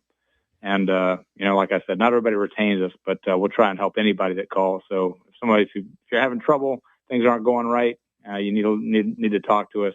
Give me a call, free consult. We'll give you a chat and see if we can set you straight and give you some good advice to help improve your situation. Well, Josh Heupel, as far as I know, has never had any military or government service, but he is under adverse action, as it says in your ad, Marshall. So he might be giving you a call because he needs defense. We need defense. Yes. Defense. We're proud to help him. There you go. Y'all have a wonderful evening, Russell. All right, man. For having me on, and thanks for everything. Thank you. Marshall Griffin, ladies and gentlemen, the Griffin Law Firm, griffinlawdefense.com. Check them out there. They do great things for our beloved armed forces service members. griffinlawdefense.com. Check it out. Jim Knowles, fake bear. Davey, have you noticed how much Jim Knowles looks like Bear? Yes, I have seen an uncanny resemblance. I will say that, this might have been passed around before in the group chat, but no one responded when I sent the picture of what Thanos would look like if he had human skin and the resemblance to Bear there. I forgot about that. Was a pretty good one. Just give me Yankees hat. Awfully similar. But that's actually kind of a compliment in a way, Bear, because that's based off Josh Brolin, and Josh Brolin's a handsome man. That he is. He's not as handsome as me and Jim Knowles. What if we get Jim Knowles on with us? Talk about it. I think you need to go over there and do a video piece where the two of you are like sitting side by side and you're interviewing I'm him. sure Well, he just came from Penn State, so we could basically have you be our Keegan-Michael Key, Bear. You guy, that sounded like gobbledygook. What'd you say? You can be our Keegan-Michael Key, because Keegan-Michael Key, that's his name, right? Looked like James Franklin. Bear, do you know who that is? Yeah. I have no clue what the hell that is. Okay, Key so Key and Peele dressed Key. up like James Franklin and pretended to be James Franklin in front of the team. Now, I know your acting chops aren't as good as his, but I think this would be a good opportunity for you to go over there and basically be the other Jim Knowles. Like I've liked you guys for the better part of 10 years now. He's acted like a radio host. Go F yourself, Russ. For trained professionals, people do not try this at home. 865-966-3435. Ed says, missed the game live, just watched it all the way through. Need a video nerd to tally up how many of Hype's losses are due to simply being outcoached. First couple of years, you can give it a pass for being outmanned, but recently it seems like he's just getting outcoached by guys with the same or worse talent. Of our losses, I don't think we were outcoached by Kirby Smart, which is crazy because he's a two-time national champion, but I would give Vegetables, definitely Clark Lee. I mean, that second half, they ran circles around us. And then, yeah, Kalen DeBoer, they had a better game plan than us. Yeah. And then obviously tonight. Well, but that's the thing. It's like, I mean, you're close and you're just getting gashed the entire time, but I knew it was going to be a struggle from the defense from the beginning, and you just couldn't stop them. God, that defense sucked. God, it's about as bad as I've ever seen it. It was also just how our offense was slow in the first half. Like we scored what? We didn't have the ball 7 that points. much. We had We took a 7-0 lead, and I was thinking enough of the ball in the I didn't first bet the half first to score quarter more than 7 spread, points. but I thank God I didn't because they scored that touchdown to tie it up at like 30 seconds left. It's not good. We have DR back. Yes. Should. DR Vol, you're on Voluntary Reaction. Go ahead. Hey, guys. Hopefully I don't get detonated this time. That was Walker, not me. So Walker, what you're saying is Walker is the Max Gilbert of this outfit, can't do his job. Basically, yeah. Wow. No, can't. Disrespectful. That's disrespectful. Uncalled for, really. No, it's really not. It really is. Not really. It is Not uncalled really. for. Guys, y'all think Jim Knowles is watching that thinking, oh, shit, can I back out of this? No. That's not how those guys are wired. That's true. He gets a buyout no matter what, don't he? And you know, kind of like Berto was talking about. I think Heupel's just giving up. He just don't care. His give a damn's broken. I want him to give a damn. I like Heupel, but he's broke. His give a damn's busted. Do what now? Yeah, like- You guys, Roberto thinks what? I had to go to the bathroom during his call, but Well, just talk He about how he doesn't just give a doesn't damn? seem to care. Like he just don't seem to care, man. Like where's that aggressiveness? What? Because Russ he has doesn't brought go that up the purple whole face? game. Like on the Well, sideline, you at gonna least tell me he fight doesn't for your care? team. Yeah, at least fight for your team. He just bends over. This is and one of the takes it, lamest man. arguments you guys have when it comes to this deal. He doesn't What do you care. mean by you guys? Well, obviously, you included yourself with you and Roberto. Private think tank of geniuses. Yeah, really worried about the That's Rand what I've Corporation always kidnapping you two. A couple of dumbasses. Oh, no easy. fight. Fair. Sorry. Where the hostility comes It's from. after 10 o'clock. You guys know how I get. It's past your bedtime. I like forgot. a gremlin. Don't feed That's him. why I love Bear, because he starts out the conversation on my side insulting somebody. By the end of the sentence, he's insulting the person that started it insulting. That's why I'm a Bear fan. No loyalty. None whatsoever.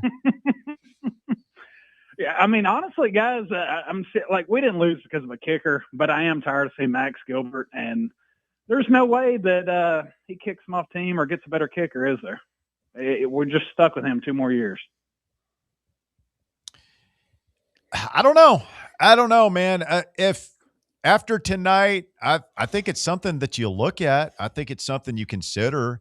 I mean, I know that if you look at, field goals made divided by field goals attempted, his percentage is probably pretty high across the board when compared to other college kickers. But you can't deny, like, the misses have been super costly. And Davey called it the yips. I don't know if it's full on, like he's still making his extra points, and like he made a field goal against Oklahoma. He also missed one against them. Like he's made some long ones, but I think that I think it's something you have to look at everything, right? After you go 8-5, you have to conduct a thorough inventory of every aspect of your program and find the weaknesses and fix them. And that's a hard decision to make, to tell a guy that's been your kicker for 2 years and has made a bunch of kicks for you to hit the bricks. But if you really believe that he's got the yips and that he can't be trusted going forward, like a lot of our fans clearly do, then Yeah, we're not in the business of coddling feelings here. You got to do what's best for Tennessee football to help us win games, and you got to make that change if you really feel like it's in the best interest of the team. I also know a way we can go out and get more money to put the fund together for a kicker. Surely we're not paying the kicker, right? Oh, you're paying. They're all getting paid. Paying the kicker? If it's Yeah. a good kicker, He's you're getting paying his the rev kicker. share, and he's got his deal with Moonshine Mountain Cookies, but He ain't getting no He's- damn NIL he's deal. getting no no well, way. yeah, I mean, like all these guys, like Mike Matthews, Braylon Staley, guys that are coming to Heupel asking for a raise next year. You're like, dude, you're lucky to be getting what you're getting. Like, no, you're not getting. If anything, we're docking you. It's not. You take your cookies and be happy. But all we got to do is just set up a daycare center, and the money will just start pouring in. Oh, That's true. not- That's true, Davis. Oh. It's accurate. You can say it's not whatever, but it's accurate. It's what's Do we going on. need And no, some Somali refugees in East Tennessee? hey, I'd take them, Russ. And no offense to what you said. You can't tell Max Gibbard to hit the bricks. He'll miss it. There's no way he's hitting them bricks. Yeah, there's no point even paying taxes now, so we can take the money that we would send to the IRS, which stands for the Islamic Refugee Subsidy, and just use that money to then pay for our team. Yeah. And you know what? I don't know. What happened to the Davey, show? hey, Davey, when you get a Somalian kicker, you can say, I'm the kicker now. And True. tell Max to eat shit and leave. The only thing that will suck is that like we won't have people that know like which types of wine go best with which types of food. See what you did there. That's good. That's good. I like that. That's good, Davey. Well, guys, that's all I got. I will say I appreciate y'all. It's y'all do add to the game day experience, even though it's been a terrible season, honestly. And oh God, one question before I leave. I was talking about not giving a damn. Do you think Heupel? I mean, they obviously practiced and did all whatever for this game. Do you think he's more worried about the transfer portal and the upcoming season than this? Because we talk about being meaningless, but when we get in the game, I want to win. But at the end of the day, it doesn't matter. I want to win. It hasn't been a terrible season, DR. Think of the times you called us during the Butch Jones era, during the Pruitt years. We won 8 games this year. Not a terrible year. Our signature win was over Mississippi State, bro. And we, frankly, should have lost that. It's a mediocre that we year. played. Well, okay, to Bear's point, okay, I remember this Mediocre. call. I remember this call like it was yesterday. Josh, your boy, called in and said he would have been happy with 8 wins this year beginning of the season. And I disagreed because at the end of the day, who did you beat? And we didn't beat anybody, y'all. We beat no one. Play who you I mean, play. Mississippi State, Walker just said it. Like, Couldn't that's your even beat our signature meat win. this year. Terrible. Terrible. How different would we feel if we'd lost to Georgia by 21 points? Honestly, I felt better. Yeah. Now, Max feel Gilbert better. probably wouldn't be catching as much hell as he is. God, this poor kid. That was the highlight of that was our best moment, was losing to Georgia. God, we're losers. Oh. This is a loser situation. It's a loser thought. Yes, it's a loser thought. God. All right, guys. Well, thank y'all for the entertainment. Y'all are definitely more entertaining than this damn game. Have a good night. It was a loser situation, and Tim Banks took his $2 million and left. Yeah, he did. Good for him. You see what I did there? We're playing some deep cuts right now. There's a lot of subtext hitting on the voluntary reaction tonight. It's all over. You got to be listening closely. You got to have your headphones turned up. The layers of meaning. Can't be watching a football game while listening to this. You got to be. What's going on in the TCU USC? I had it pulled up. USC was leading 10-7. 14-13 TCU 14 at to half. 13. Oh, really? Close game. Oh, Bowl Mania. Capital One Bowl Mania. It certainly is. What is Capital One? Is that a bank? Credit card that's company. right, yeah. Yeah, you know that they do the commercial. Is that Capital One that does them with Charles Barkley, Spike Lee? Come March Madness, Samuel L. Jackson, and they Yep, got Jennifer that's right. Gardner. Yep. Saying what's in your wallet. That one. Somebody said that Limu Emu should be the kicker this year. Is Throw the dog out there while we're at it. Limu Emu. Limu Emu. I don't. What? I didn't get that. Liberty Mutual is the sponsor of the Music City Bowl now, and those are always the commercials they play. Oh, those It's dumbass guy with commercials emu. with the emu. Yeah, there's that, and there's the Those things are not friendly, by the way. They're dangerous. Liberty Bibberty guy. Emus? They're the, No, just another one. Well, they are direct descendants of velociraptors. They got the big hook thing on the back of their leg. I thought that was a Caraway. No, Caraway. Mm-hmm. Those things are Those will freaky kill you. looking. What is a caraway? Look it got up. that giant. It's got like a hook on its. It looks like a big blue ostrich, and it's got a hook on its foot, and it will straight up kill you. That's what emus have as well. They're not as big though. May not be as big, but they've got that hook. Oh, these things. Yeah. Yeah, caraways are like They look They don't mean. like freaky people. dinosaur-looking birds. Like, look at this guy. Look how mean this guy looks, Bear. Would have probably been more menacing than our defensive line. That'd be a horrible way to go, being killed by a big bird. We need one of these things on our defensive line. Get after the quarterback. 865-966-3435 is your phone number to get on the voluntary reaction tonight. Our final voluntary reaction of the year. No, we will be off tomorrow and Thursday. We'll be back Friday. We will do. Yeah, we're off tomorrow. Okay, I'm doing 3 hours on this stupid game tonight. I'm not doing 3 hours. I'm not doing 6 hours on the. I'm trying to clean up my act. Not doing 6 hours of talk radio on the Music City Bowl. Sorry, not happening. I love y'all. I know that nobody you're gonna have to listen to State Run. If you want it that bad tomorrow, then I'm sure those guys will be doing whatever it is they do over there. But I mean, I'm on the clock now. I'm being told it's cassowary. Countdown clock. I'll be I'm kicking saying it. it wrong. Do what? I'm being told it's cassowary. Cassowary, yeah. Cassowary. Flightless birds That's native not to the the bird I tropical was forest of thinking New of. Guinea, What bird are you thinking of? Australia. That giant damn beak. A pelican? No. An ostrich? No. Just look up giant flightless birds. It does. Like the bird doesn't look real. Giant flightless birds. Yeah, the birds that don't look real are weird, man. Like a dodo bird. Like I'm The glad. shoebill, The shoebill. also known as a whale-headed stork. What? Oh, a stork? No, it's a there. Yeah. That thing doesn't even look real, does it? No. Looks like something out of like some crazy nightmare fever dream. Yeah, those things are all hideous. Where do those live? The Galapagos Islands or something? I don't know. You got to East Africa in large swamps from South Sudan to Zambia. Yeah, it's just. well, they got that hook at the end of their beak.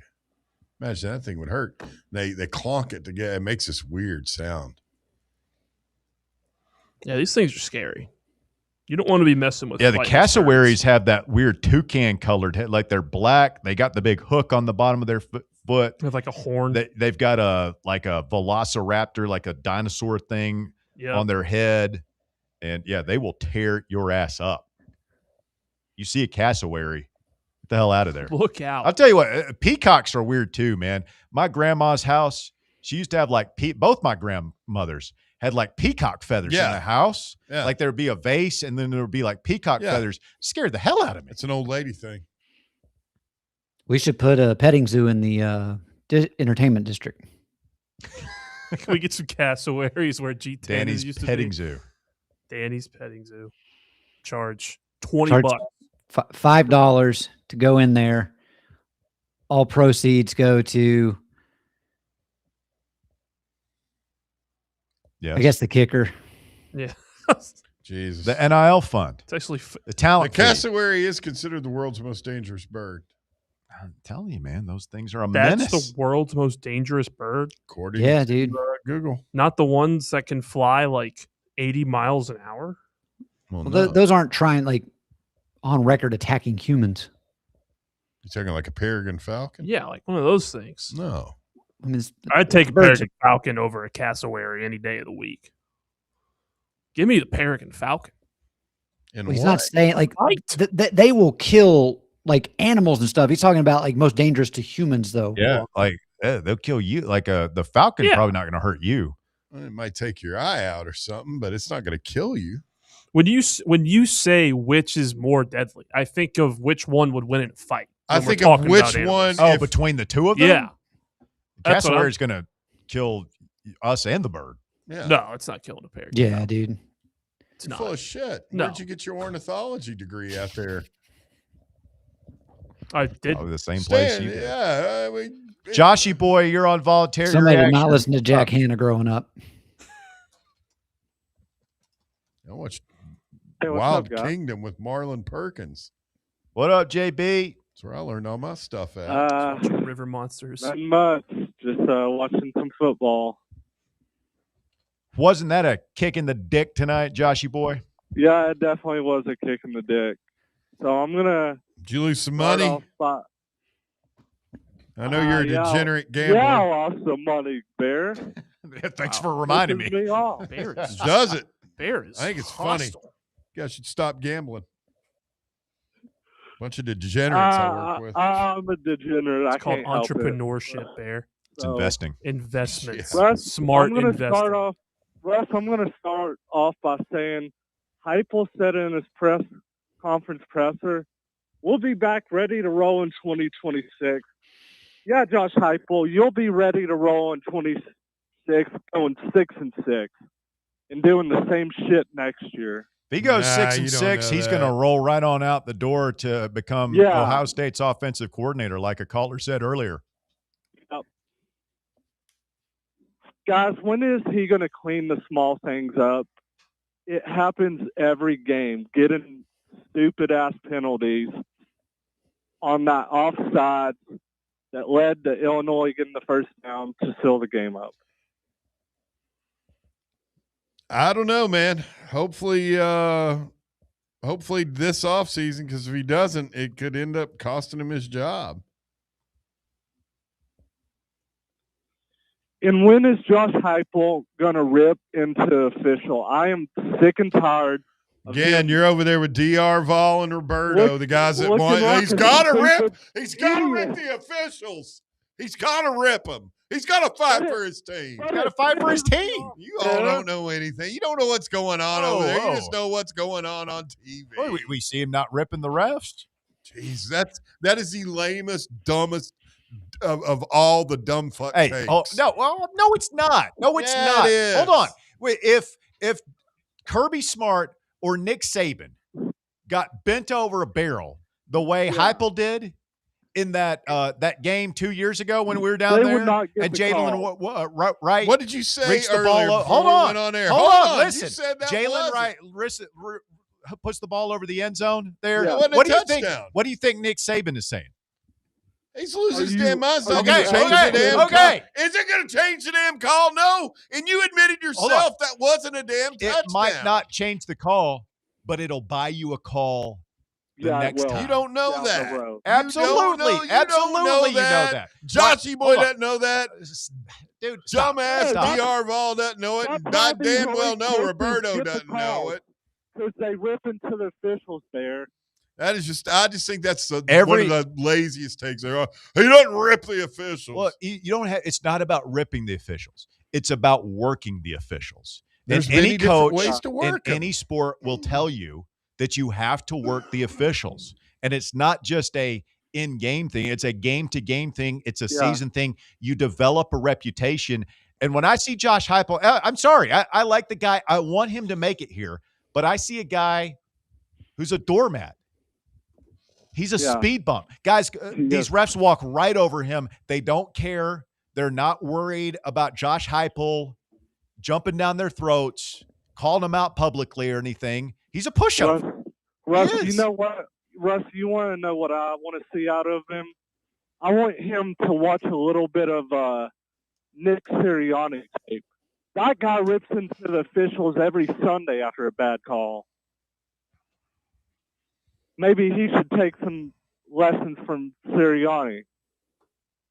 And I know some people this offseason said that we could be a playoff team, and caller into the show this year said we were 3 plays away from the playoffs. What playoffs? The FCS playoffs? This team's not good, and I know it offends people. I'm sorry. Who does it offend, Joshy? I think we could all agree. Well, we didn't have the I mean, you're greatest talking year. to Dave about Some of Davey. these cheap callers that said we were 3 plays away from making the playoffs. No, what I said was Heupel said there are certain plays that are ingrained in his mind in his post-game presser, and I started trying to list them off of the 3 that at least came to my mind.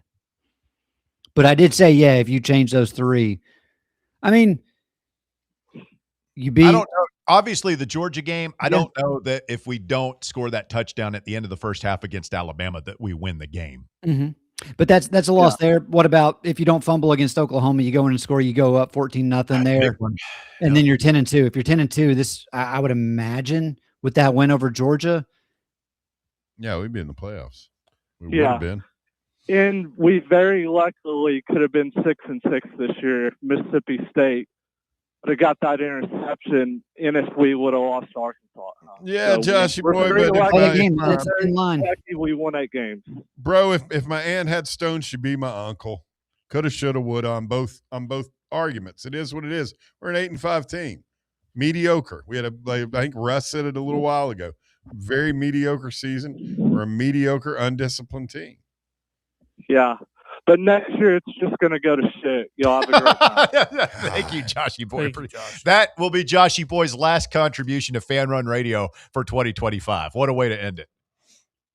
It's very Phil of it. Oh, man. I am the next Phil call when he lights into me about Aguilar. It's going to be brutal. I'm looking forward to that like I'm looking forward to my rectal exam, the next doctor visit. That is coming up. When is that? Scary that you take such an interest in it. But Ed says the Knowles defense is going to be the claw fence 2.0. Last gasp before hype gets shit canned. Losing season next year, barring a miraculous change of course. Ed's in his bag tonight, isn't he? Evidently. What's Dave doing? Maybe we can run that back. Claw Offense 2.0. Let's get John in here next. John, you're on Voluntary Reaction. Go ahead.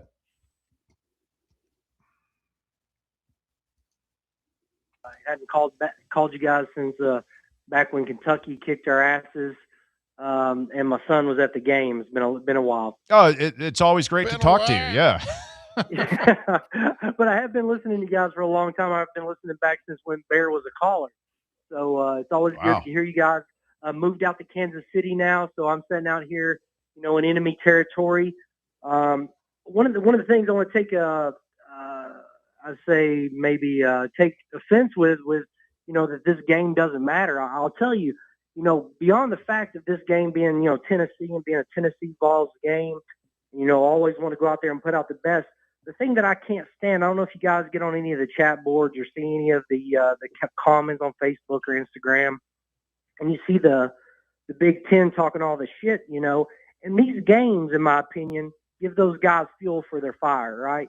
Like, they're going to come away from this game. Illinois is going to come away from this game. Like we say all year long, that they play a cupcake schedule. They're playing Illinois, they're playing these cupcake teams. And that's how Ohio State's, a number one team, and they're rested by the end of the year. So then when we come in here and lay a goose egg, and as, I've taken from Russell over the years, they've been over and shown us the 50 states. It's a terrible loss. It's a terrible loss for us. It's a terrible loss for the SEC. I don't know if you guys caught the announcers talking, but they mentioned that the first that Illinois, I think they said they were 1-6 in their play against the SEC, with their first win being against South Carolina. Well, they're not going to go back and look at the record and say, "Oh, that was a bowl game. That didn't really matter when they beat Tennessee back in 2025." No, they're going to say, Illinois walked in there and stomped the shit out of Tennessee. in Nashville, in their state, whether it was in Knoxville or not. They walked in there and kicked the shit out of us, and it's just it's just one of those things. I hate to give them fuel for the fire. I would like. Here's the thing: they won on a last-second field goal. Everybody, I don't know about you guys. I remember every Tennessee bowl game I've seen, and I've seen them all since the 1987 Peach Bowl. Okay, so that's like 30 games, and I remember them all. I might not remember the exact score, but I remember moments and the result, certainly, who won. And so, I mean, I guess it's subjective. That's up to you. I'll remember this game for the rest of my life. And maybe the players that played in it won't. They're off to whatever, to the portal to do their next thing. But this is what fans are tired of in college athletics right now. Is it feels like it matters to us more than it does the players. So I don't know about you, John. I get my panties in a wad, quite frankly, when I hear about it doesn't matter. It doesn't matter. I'm sorry. Absolutely. Is it a Tennessee football game? Was the band there? Absolutely. Were they playing Rocky Top? Do we have orange white on our helmets? Matters to me.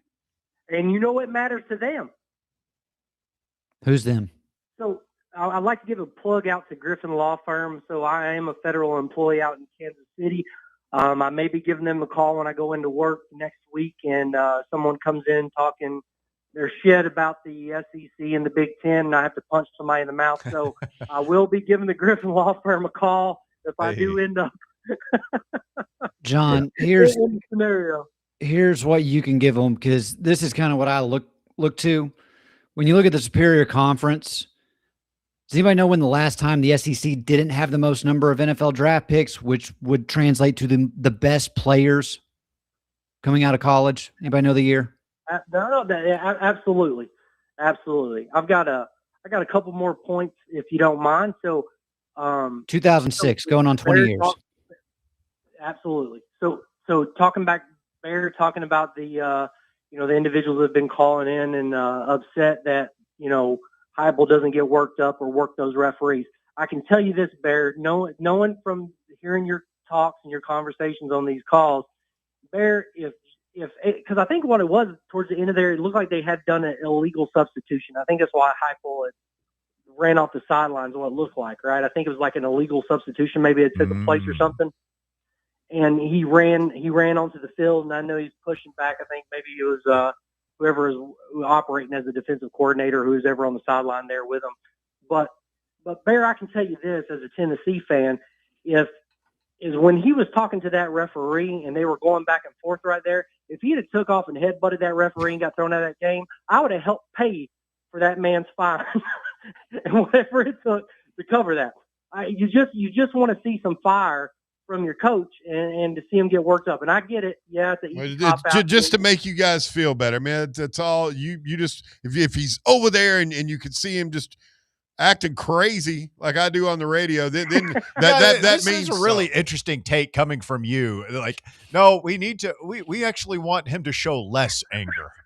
Well, no, I just think it's a lazy ass take. And it's like the dumbest thing to be pissed about with all that's wrong with this football team this year is, it's just lowest common denominator. I get it, Bear. I get it. I get it. But Philly, I don't think Philly would take the same take on that. I mean, you want to see a little fire in him. You want to see a little gusto from the side. Because I mean, if he's not even throwing it at the refs, I mean, you wonder how much he's throwing it at his own players, saying, "Hey, let's get out here, let's do our best and put it in."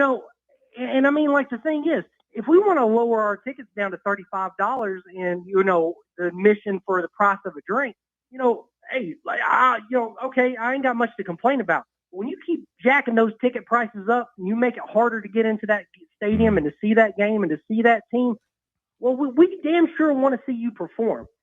So the other thing I want to say is, why the hell is that man walking around with a 5 o'clock shadow every damn game? No, this is the lowest common denominator. No, this is a good one. Working the officials is an actual part of the No, game. it is This not.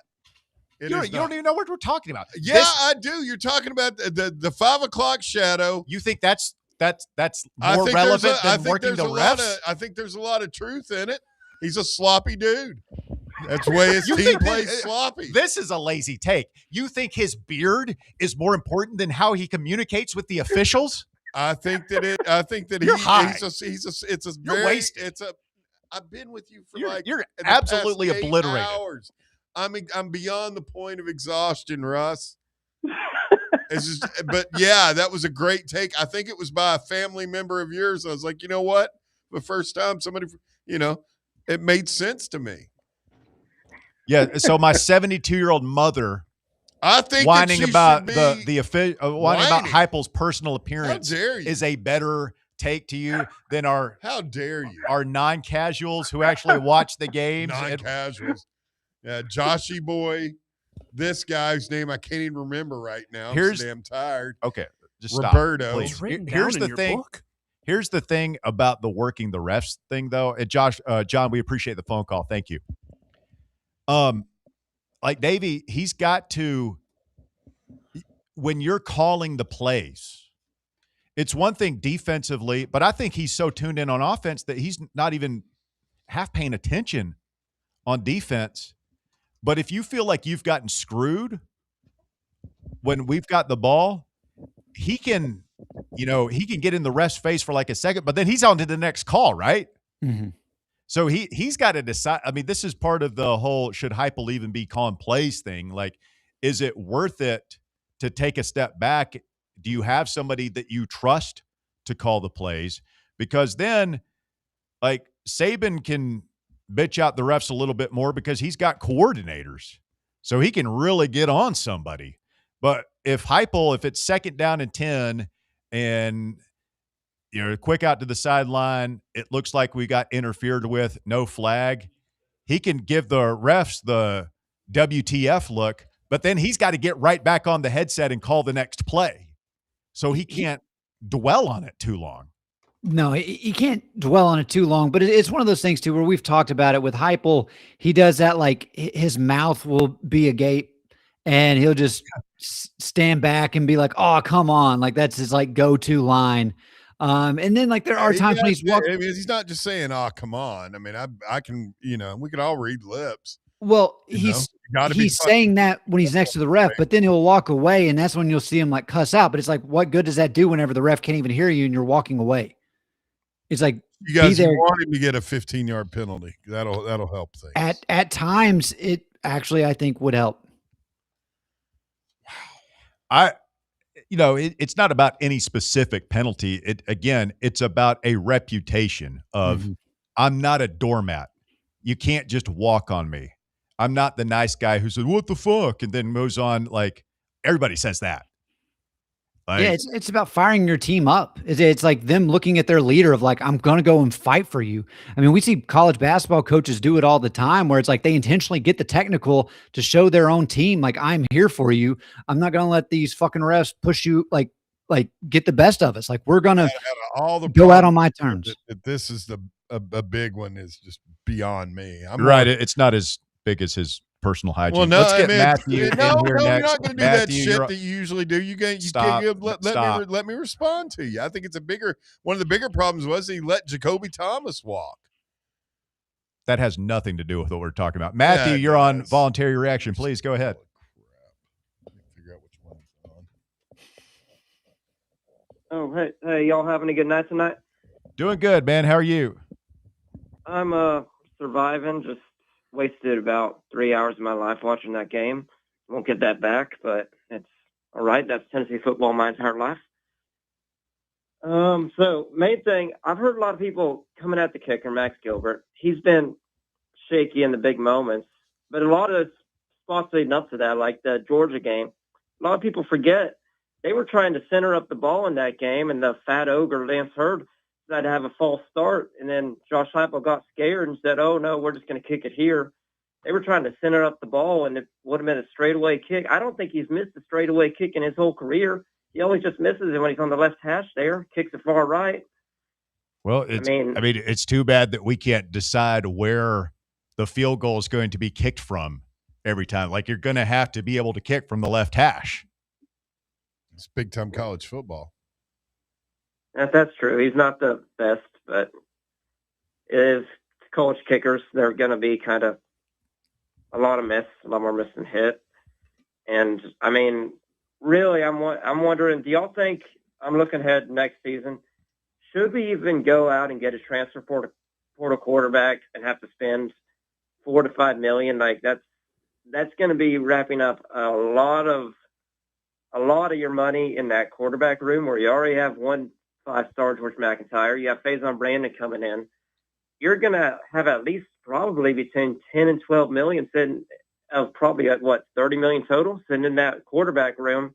And only one of those guys is playing, or maybe try and let one of those two guys win it out, get a backup for cheap in the portal, and just try to improve elsewhere.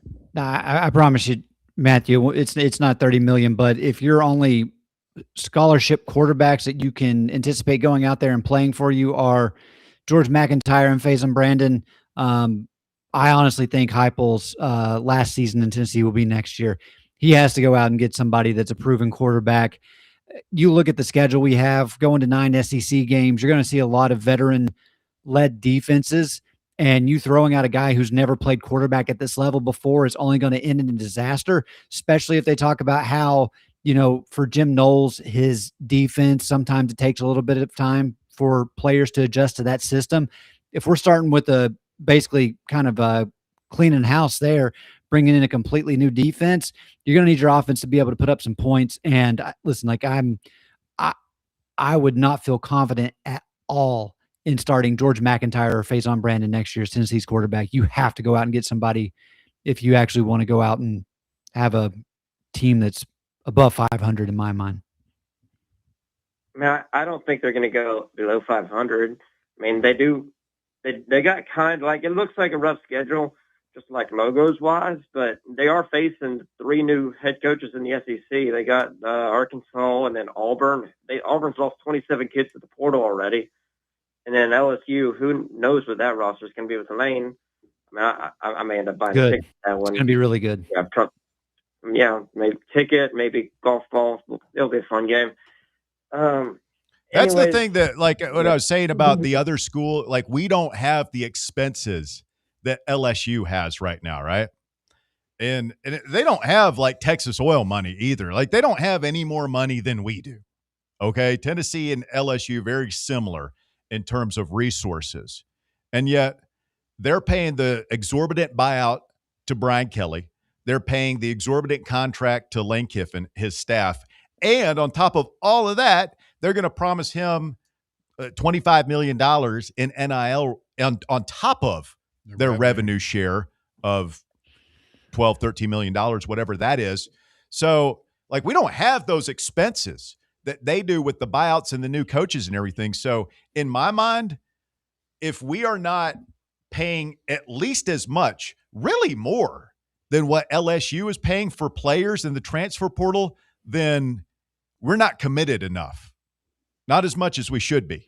There's only so much money you can steal from a children's hospital. Well, that's true. That's fact. Where does all this money even come from? Like, I heard we spent like $1 million on balloons. Like, where are we getting all this money from? I saw that. I just didn't know whether or not that was true. I mean, is that really $1 million on who? On balloons. Recruiting visits, stuff of that nature. I saw that. I struggle to believe it's that expensive. I mean, like, I know I paid to go to school at UT. I know how expensive it was, but still, I mean, where are they getting all this money from? I went to that CCI building. That thing hasn't been updated since 1987. Maybe we can open a Somali daycare for the players with children. They can watch the kids. We can get at least $10 million from Uncle Sam for that? Easily. I'm not catching that reference. I don't know. Y'all keep talking about Somalis. Look up Somalian Minnesota. You're on your phone way too much. You know exactly what we're talking about. No, honest to God. Matthew, thank you for the phone call. We appreciate it, buddy. Mark is next. Go ahead, Mark. This is Rex. Rexy. Sexy Rexy. How you doing, buddy? Rex, you in Nashville? I'm in Nashville. How'd you know? Wild guess. Okay, so Max Gilbert, if he worked for the FBI, JFK would still be alive. Oh, what are you Because doing? he has lost 3 of the past 5 games that I really cared about and mattered. He fucking sucks. It wasn't the FBI, by the way. It was the CIA and the military-industrial complex. But nevertheless, I stole that from DR Vol. Credit due. I know you can hear me, DR Vol. We love you. poor Max Okay, Gilbert. so, but like Davey was talking about me being in Nashville. Davey, do you go to the Costco on Charlotte? Because I think I saw you. I live very close to there, so you would have seen me there. Should have Do you said, go hey. Costco? But I didn't want to approach you because I was like, oh, I don't know if he's like a big shot now, and I don't really want you to know who I am in person. No, you should approach Davey if you see him in public. Yeah, you should make sure to go up and shake Yes. his hand and do all that. I go to Davey's Costco, really fucking Kroger, and Gold's tall. Gym. Those are my 3 spots. He's a big guy. Standing in a nice He's in the 6'1", zone. 6'2" He with goes shoes around on. Costco with his little headphones on, and he's like, I'm in the fucking zone, Chief. It's true. I usually have my AirPods in, just zoning everybody out. I also always try to get a very loud shopping cart, like where the wheels rattle. That way, like people know to get out of my way if I'm coming. People mosey too That's much it through to there. fucking receive, Davey. That's a power play. That is a power play. But if you come, if you approach me at Costco, I will gladly have a conversation with you next time, Rex. Always happy to meet fans of the show. Where all great friendships are consummated. Costco. Hey, dude, the membership pays for itself. So, you know what? Josh is gone. I agree. Even though Davey ignored me in public, Josh, I agree with him on this. Josh is gone. We all know that fucker's getting fired. And you can see how sloppy he is. Even my wife, Tuscaloosa Tina, has been involved. She says Josh is depressed. And you can see it at the Vol Walk. We were there when, my favorite Tennessee game was when we beat Florida with Hendon Hooker. And you saw the kids get off the bus and you knew we were going to win. And now we watch the Vol Walk on YouTube and they are sloppy. They're not that engaged. And why the fuck does he have a 5 o'clock shadow? So you think what I mean? You grow a beard or not? Maybe he's working on it. You think he's clinically depressed? I think he has a medical condition. And I'm praying for Josh. I think DR Ball is like a minister or something, right? You think he needs maybe a good therapist like Tony Soprano worked for him? We can get him on Lexapro. I mean, I hate to think like Josh Heupel is in a closet somewhere right now, eating pizza like Urban Meyer, listening to the Smiths, a little Morrissey, like just drowning in a pool of despair. He doesn't. That's not what we need, Rex. We need a guy. We need our guy to say, "Damn it, this is unacceptable," and it ends. It ends right now. Staff meeting, 6 o'clock in the morning. Everybody be there. We're working 12 hours a day, no days off. We're getting this fixed. We don't need our guy like pouring ranch all over his pizza, like in that movie The Whale. Did you see that? And he's like listening to emo music. Brendan Fraser. I think Josh Heupel is on OnlyFans, and I think Max Gilbert is going to be an Ace Ventura style kicker on some sort of OnlyFans in the future.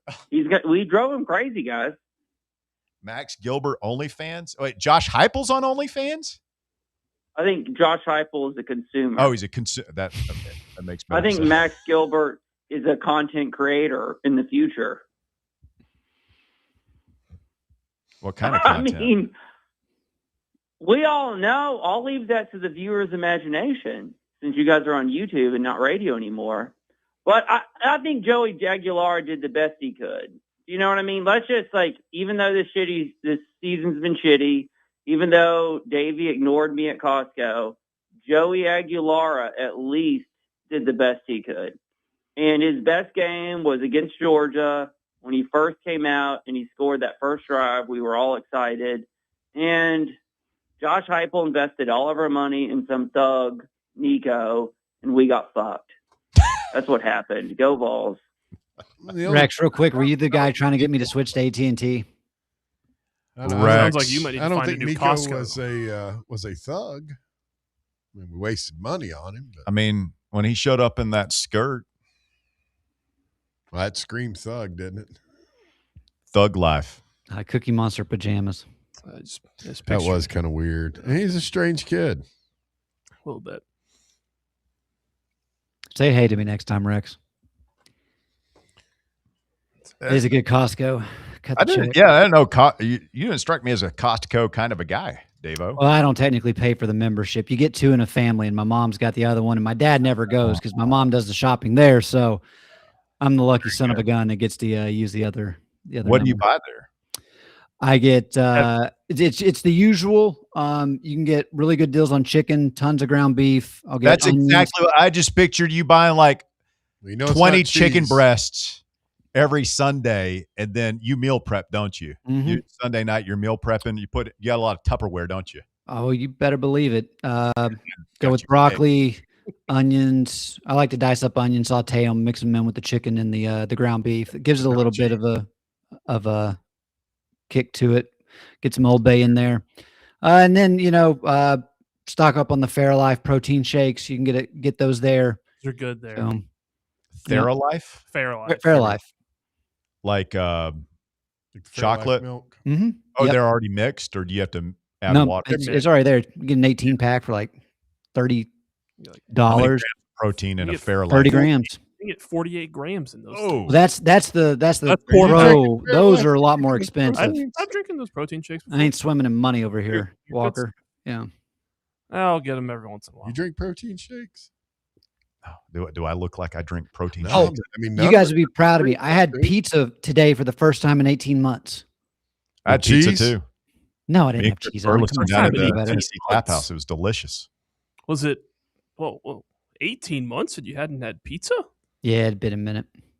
He's been starving himself off and on.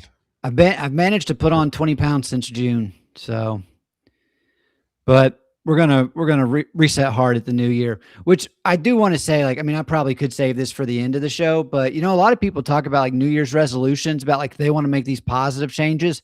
I'm like all for people just continuing to go out, seek revenge, be petty, disrespect your enemies, stuff of that nature. Like, I don't know why we don't hear more people doing that for their New Year's, like New Year, new me, but it doesn't have to be positive. How about this New Year, same old me? I've got it all figured out. I'm comfortable with this. I'm not changing a damn thing. It's kind of fair. my outlook on it. I do. It is obnoxious for those of us that do go to the gym and like regularly over the course of years. Oh, the New Year's. The fakers New who Year's. show up. New Yeah, Year's bump. you guys who are going to show up the next couple of weeks and get on those ellipticals and the treadmills and everything and act like you're committed to this. I know you take your walks. I didn't know that you actually went to a gym. Yeah, January is a pain in the ass. My gym, they're closing at noon tomorrow. I'm pretty upset about that because tomorrow I actually get to sleep in. So now I'm having to weigh that. Do I get to sleep in or go to the gym tomorrow? I want to walk in the afternoon. Do it later. It's cold. What's sleeping in for you? And what time do you have to get up? You don't have to get up that early, do you? If I did not set an alarm, my internal clock, I probably wouldn't get up till around 10:45 Central Time. Really? Yeah. Us? It depends on what I got going on. If it's cold and I got to take the kids to school, I'll be up pretty early, 7 or so. If it's raining or something like that. But if I ain't got shit going on like tomorrow, I'll sleep till noon. No. He's not in his 20s I'll anymore. sleep till like maybe 9, 10 o'clock, something like that. I mean, tonight, because I probably won't go to bed until 2 a.m. or something like that. Yeah. I'm a night owl by nature. Oh, me too.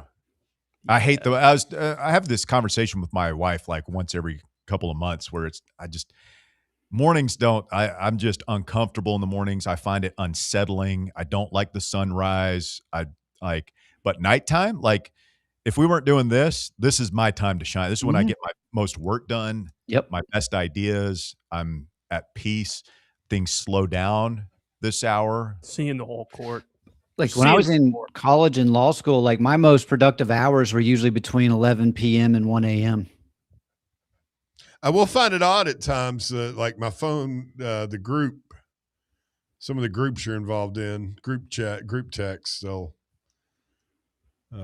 you guys will get fired up around this time. I used to hate that, Davey, because I know in like hustle culture, it's all about, like I'm up at 5 a.m. and I'm in the gym at 5:30 and then all that stuff. And it's like, oh man, like I'm nothing like that. But like, I've just sort of, it's like, okay, like I'm a night owl. That's what I'm not wired that way. Never going to be. And it's what it is. Yeah. But those people all go to bed by like 9 o'clock at night. Yeah. God, I can't do that. I couldn't tell you the last time I fell asleep before midnight. That's just like my clock cannot do that. That's even if I like cut out caffeine before noon that day. Well, see, my problem is my clock. I'll get up even when I mean, like sleeping in for me is like 8 a.m. I wish I could be like that. I'm just not though. I hate it because I hate the 8 o'clock. 7 o'clock and 8 o'clock in the morning. It's the worst. Terrible. But no matter how late I stay up, which is I just get less sleep. What used to be the worst, and like this is I'll never be able to go back now, but whenever it'd be like 20 degrees outside and you live in an apartment complex, so it's like you don't feel comfortable just going and starting your car and leaving it running without being in it, so you just have to sit in there while it warms up. But now like the new cars, you can like do a remote start from your phone. I need one of those. I and don't have the climate settings. Oh my gosh, dude. Pretty good. I've heard that's not good for your car though. To just sit and let it idle, warm up. Well, it shuts off automatically after 10 minutes for me, but I've got that thing jacked up to 85 degrees. Just get nice and toasty, especially whenever it's below freezing in the morning. Turn on the defroster. Get a garage. You don't ever have to worry about scrape. It's the scraping the windows. It's the worst part. Tampa Vol says, I now have less excitement for the 2026 season than I did for this Music City Bowl tonight. You'll be back, Tampa Vol. You're just in your feelings. Adam in Florida says, back to the bowl game issue. Why don't teams like us work a deal with a willing venue somewhere like Florida, and then both teams pony up a minimum buy-in along with the sponsored venue and pay-per-view rights money, and then play an exhibition game, winner take all? And get, well, that's I do think he's on to something here. First of all, get rid of like no bowl games. If you're going to play a bowl game that's not in Florida, Texas, or Southern California, somewhere warm, it needs to be played inside. Yeah. And I do like the idea of like a big cash pot that the winner gets to divvy up. And like that will ensure less more effort. Opt-outs, more effort, 100%. I don't ever want to see Tennessee in the Music City Bowl ever again. No, that game sucks. Conferences is the biggest thing you'd have to get around to have something like that take place. Another person says it took a 21-point routing from Vanderbilt for Heupel to fire his first assistant ever. I mean, he knew that. I mean, his seat's warm. I'm not going to say hot, but I mean, people are pissed. Another texter in the 865 says, if Alabama, Georgia, or LSU lost 5 games in year 5, what do you think would happen? I think it depends. Now, I think if you're 10-2 the year before, like we were, and you were in the playoff, you go 8-4 the next year, and you lose your meaningless bowl game. I think at those schools, it would be maybe they fire the guy if he hadn't done well before then. But I think maybe not fire him, but you're on the hot seat going into year 6, which is kind of what we have here. Mm-hmm. Is it hot or just warm? People aren't going to call it hot, but it's college football in 2025. You go 8-5 in year 5, you're kind of on the hot seat. It's warm at least. Yeah, I do think the big thing for next year too, though, that will likely be the year if you need to make a move to do it, just because I don't think the market is going to be as crazy as it was this year. Where, I mean, we talked about so many teams needing an opening. You even had Michigan luck into a great coach after they were the last one to the party. after the Jerome Moore stuff. But I mean, LSU, Florida, Ole Miss then coming open. You look at, gosh, I mean, it was a I lot wonder of which big one of name these teams. hires will be the successful one, because it's only going to be what out of all these, one or two, you think? Like, not all these guys are going to be world beaters. No, I mean, I think most people aren't. I think you kind of have your have and your have nots at this point. And you kind of know what's going to happen. Like, I don't expect John Summerall to be any good at Florida. That's a mediocre program at this point. I think it was Dan Wolken of all people who, and I kind of agree with him. He's like, look at the coaches that are going into the Big Ten now with Kyle Whittingham going in there and Fitzgerald back at Michigan State. Forget the other hire that was made. Campbell at Penn State. Campbell at Penn State. And then look at Summerall, Golish, and his point was like, there's no denying like the Big Ten is probably better top to bottom in coaching now than the SEC. I wonder if part of that is that coaches aren't just wanting to jump into the SEC because it's such a, a nest of. But did any of those schools like Auburn, Florida? I mean, I guess Florida, they all wanted Kiffin, but it's like after Kiffin went to LSU, they all just went for the mid-major guy. They did. The Big Ten schools like found, proven they Power better, 5 guys. But I mean, we're talking three of their biggest programs, or two of their top 5 programs opened up. Florida, Auburn, and LSU. LSU's there. Florida, Auburn, no. Yeah, I would not have Florida or Auburn as one of the top 10 jobs in the country, dude. Not anymore. Well, it's been devalued, but if Summerall's good, it'll be right back. I would take Georgia. To play devil's advocate, I'm Penn State. Rumor has it that the Florida job is a much better job than the Penn State job. Oh, for sure. Mm-hmm. I agree with that. I mean, again, Michigan fell just fell ass backwards into hiring Kyle. And what'd you say he was? 66-year-old Kyle Whittingham. Penn State hired Matt Campbell after, they pissed off Jimmy Sexton. There's definitely more name recognition because these guys have been at Power 5 jobs. I don't know that they're better. But like, I guess if you were betting, you would probably say that those three that took the Big Ten jobs are going to do better than the new Auburn. Hopefully Florida the Big Ten will get more competitive because it's a joke right now outside of like 3 or 4 teams. I look at we didn't even mention like Ryan Silverfield at Arkansas. I mean, come on, we all know that guy's going to get fired within 5 years. Yeah, but I mean, I still look at it like, Texas, you got Sark there, Kirby at Georgia, DeBoer at Alabama, Kiffin at LSU. I think those are the 4 best jobs in the SEC at the moment. Would you dispute that? I'm sorry. You could argue Florida at 5. Alabama with DeBoer, Kirby with Georgia, Sark at Texas, Kiffin at LSU. I have those as the 4 best jobs in the SEC. And then Texas A&M, they made the playoff. You could argue that's a better job than Florida right now with the money they have. So I would probably say those are the top 5 jobs in the SEC. God, I hate not being in that conversation, but you're right. You're right.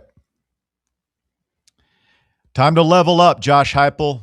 Are you a man or are you a mouse? Show us what you're made of. Year 6, make or break year.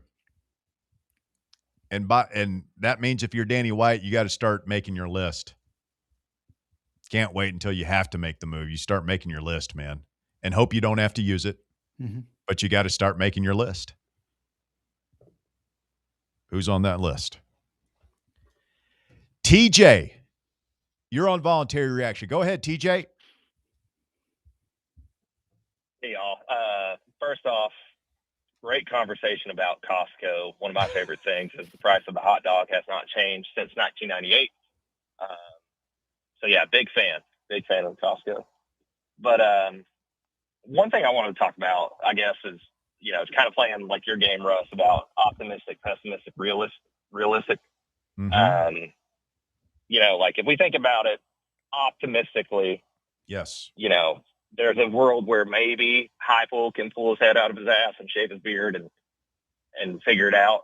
No, I mean, the optimistic take is, listen, we got really bit hard by the injury bug, and that blew up our defense this year. And then our quarterback left, right after spring practice. And so we were dead in the water before the season even started. And we're going to have the quarterback thing stabilized next year. We got a new awesome defensive coordinator. We're about to blow up in the portal. We're going to get a lot better. Like, that's the optimistic view. The pessimistic view is like Heupel's peaked. The new Knowles system takes 2 years to learn. We're not going to be competitive in the portal as much as we should be. And the realistic view is probably somewhere in between there, TJ. So hopefully Heupel levels up. Like I said, I mean, it's a big moment for him. He's had a nice 5 years. He's resurrected the program, but people don't want to hear that no more. People tired about hearing about how bad you were in 2020 before Josh Heupel got here. They don't want to hear about that anymore. Yeah. And I guess, I don't know, do we think that, well, first off, I'm kind of going to go full fill here and just say, who we going to get? Because I don't think that it's going to work out. And so, who are we going to get going into 27? Oh, boy. We're having the conversation, aren't we? Yeah. We're doing this. We're doing this? Okay. Yeah.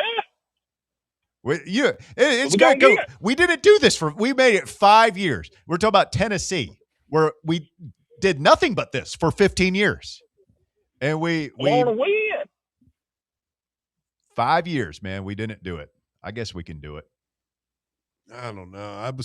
That's part of my problem is it got so miserable. Once you start doing this, once you start having this conversation, it's like the toothpaste coming out of the tube, man. You really can't stop. No putting it back in there. Think about what you're doing, TJ. Do you really want to be the guy to start this? But if you TJ's ready for it. He wants to smoke. Win. Yeah, I want to win. I don't know. Who do you want? Davey, who's on the list? Who's so on the little list? He's got an audition this year at Oklahoma State, but I know a lot of people always say you can't go back to not having an offensive-minded head coach. Eric Morris, we'll see what he does. We always tried to get Mike Gundy. That never worked. Now maybe we actually poach the current Oklahoma State head coach. Gundy's available, by the way. He is.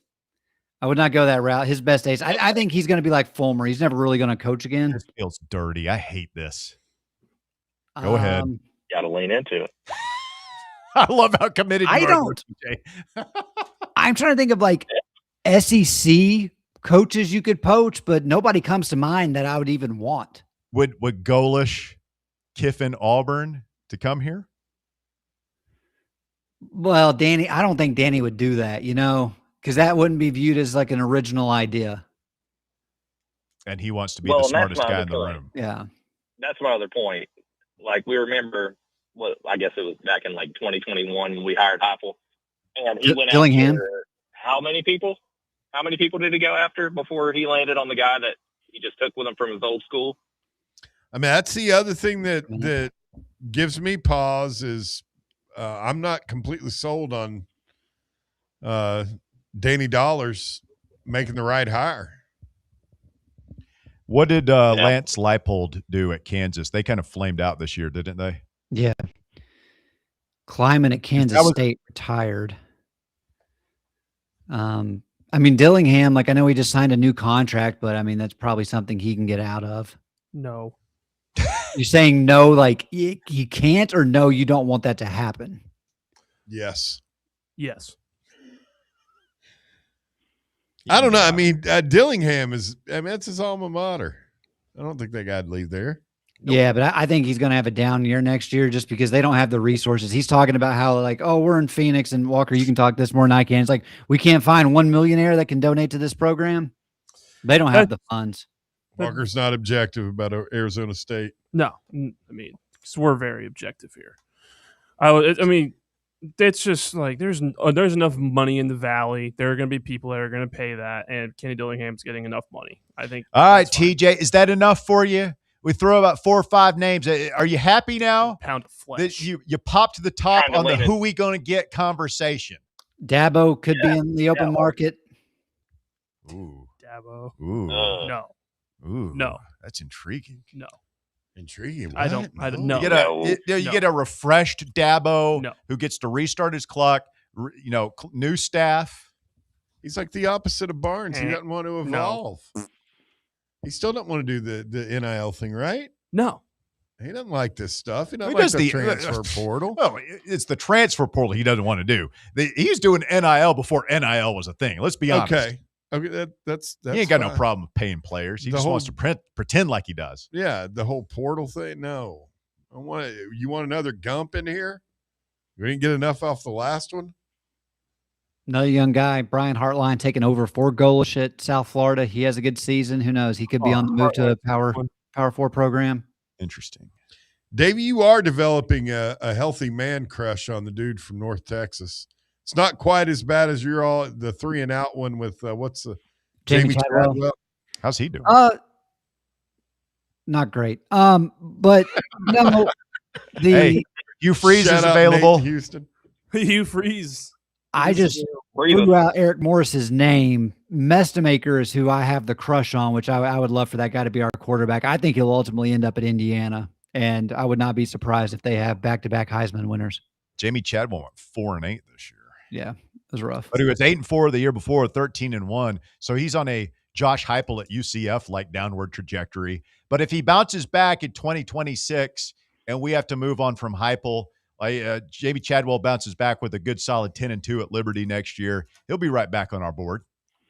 This is a disgusting conversation. It's awful. He definitely, yeah. Disgusting. Except for TJ, who's just listening with glee right now. He's making got a his pee. pants down, just fully aroused.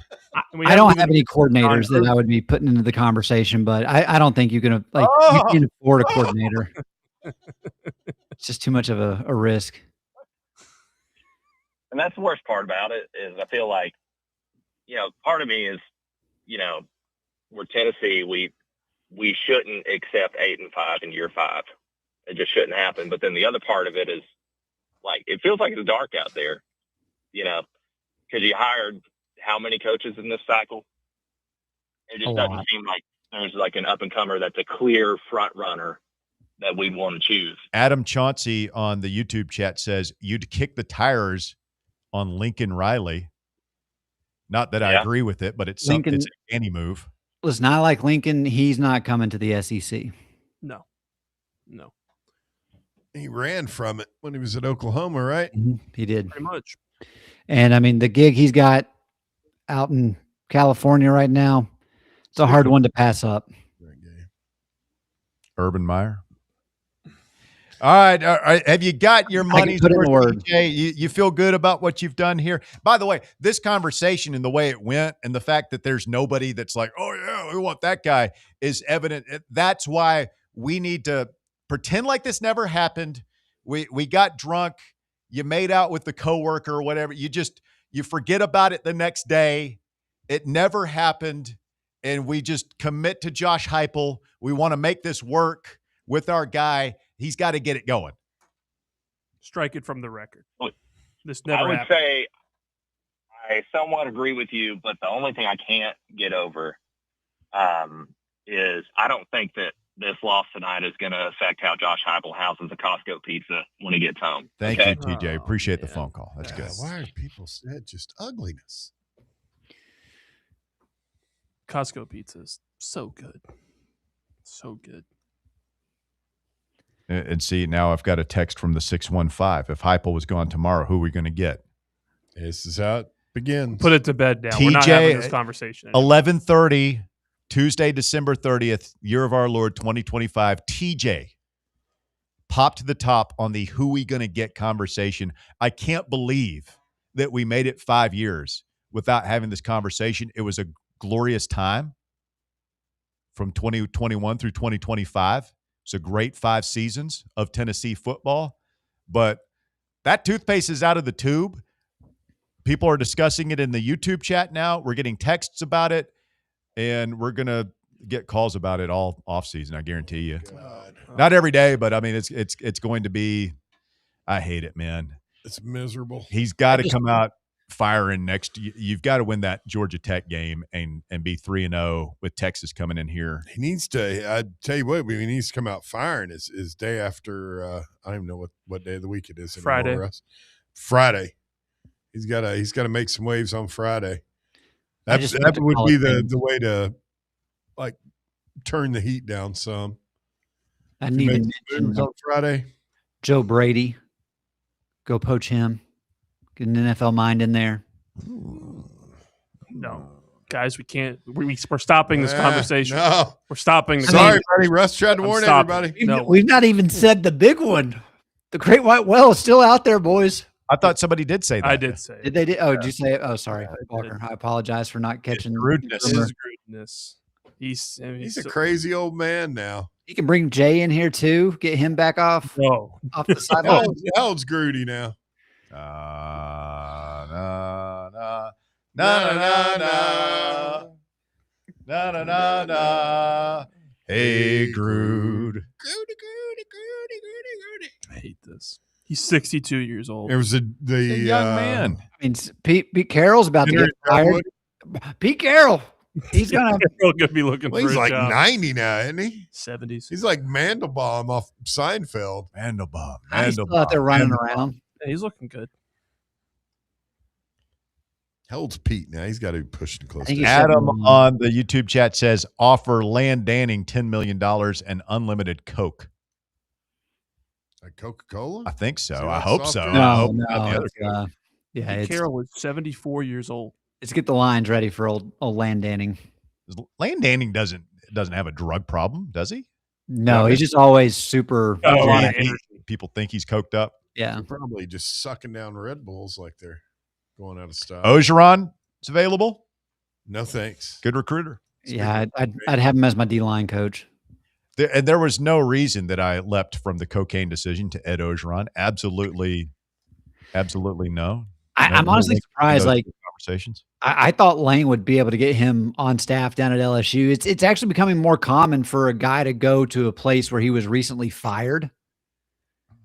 I mean, I could see Edo. Like, he doesn't seem like the type of guy that's gonna turn down a good time. Brood in here and rehire Heupel to be our OC. You got to give it a little bit of time. The people who want Pruitt back as defensive coordinator, which is actually not a bad idea. Let's get Pruitt as DC.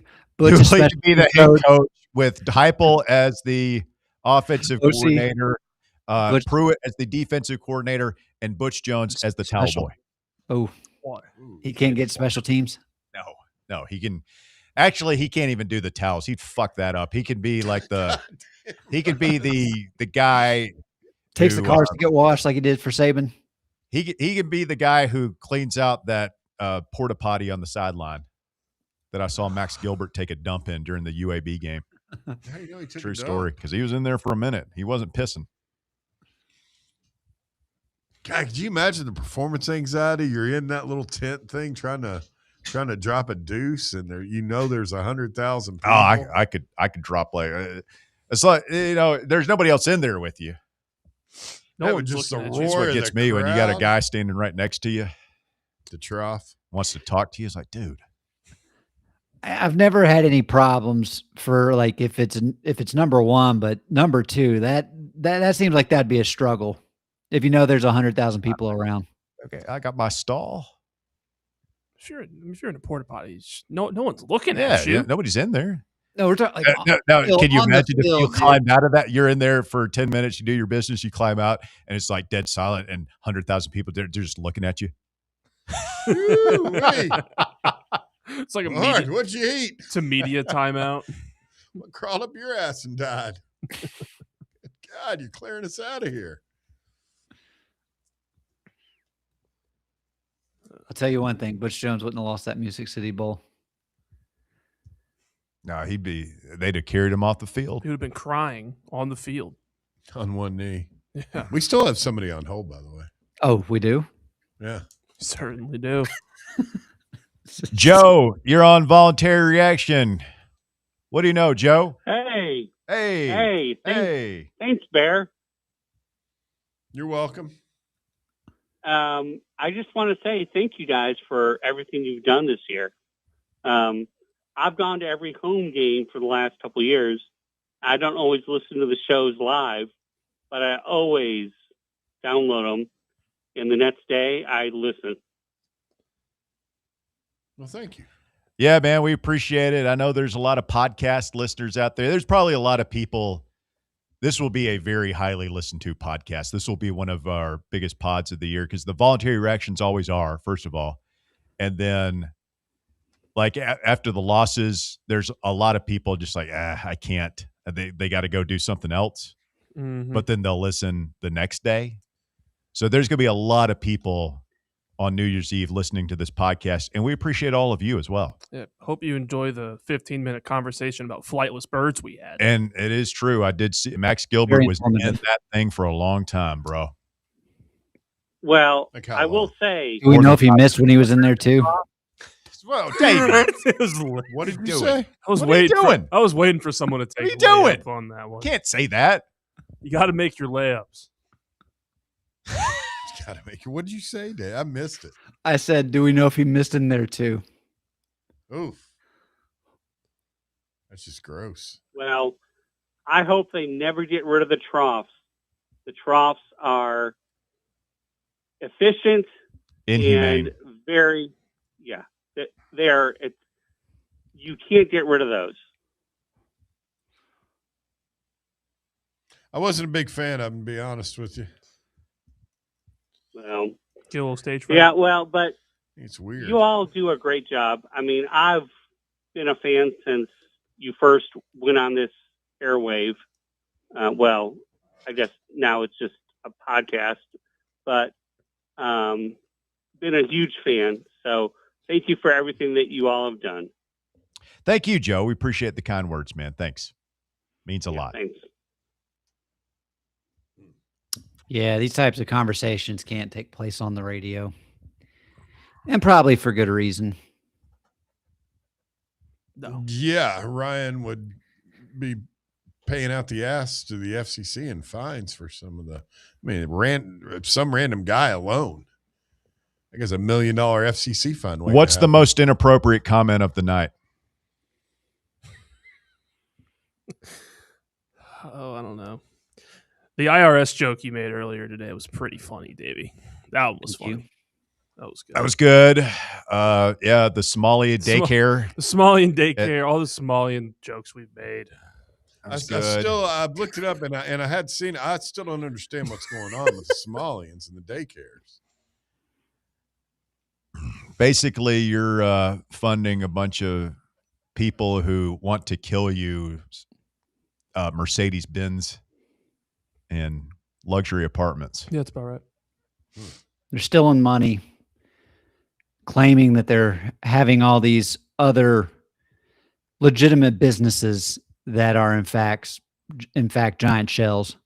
The other one I've heard that they're doing, apparently in Minnesota, this happened also around the time of COVID. You could set up like a non-emergency transportation systems. So it's like you could drive somebody to an event. Yeah, they had tons of those like taxis that would just sit there. Nobody would drive. But they never actually checked to see if people got to like location. So you could just claim you were given these rides and getting the money for doing that from the state.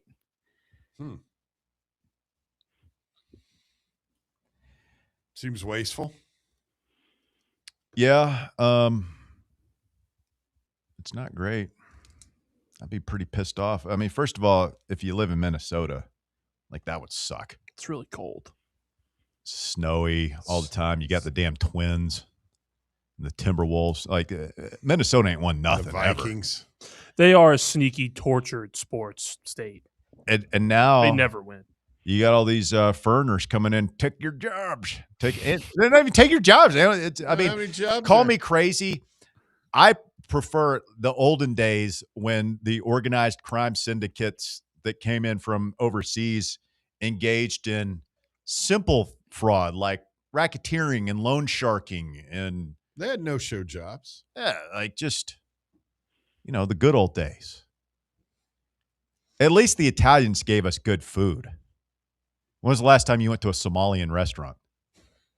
Never. I do hear they serve a banana with every meal, apparently. That's like their go-to staple. A banana? Yeah. I don't know. That was an Instagram video I saw. You watch some, you got some weird videos you'll send us. I still don't have TikTok, so every time you send me a TikTok, Bear, I just have to like laugh at it, but I don't actually watch it. I can't open it. I have to download the app. Why don't you just download the app? So I want the Chinese look. No one within my phone, Russ. Chinese on TikTok. It's more of I already spread my time too thin elsewhere. It's like I don't need to add TikTok to that doom scrolling. He's an Instagram Reels guy. What's the difference? There's not. So why do you need both? Bear doesn't mind China. He actually just uploads his entire phone activity weekly at the weekly CCP meeting that he attends. Yeah. I heard he's about to break the record on social credit points.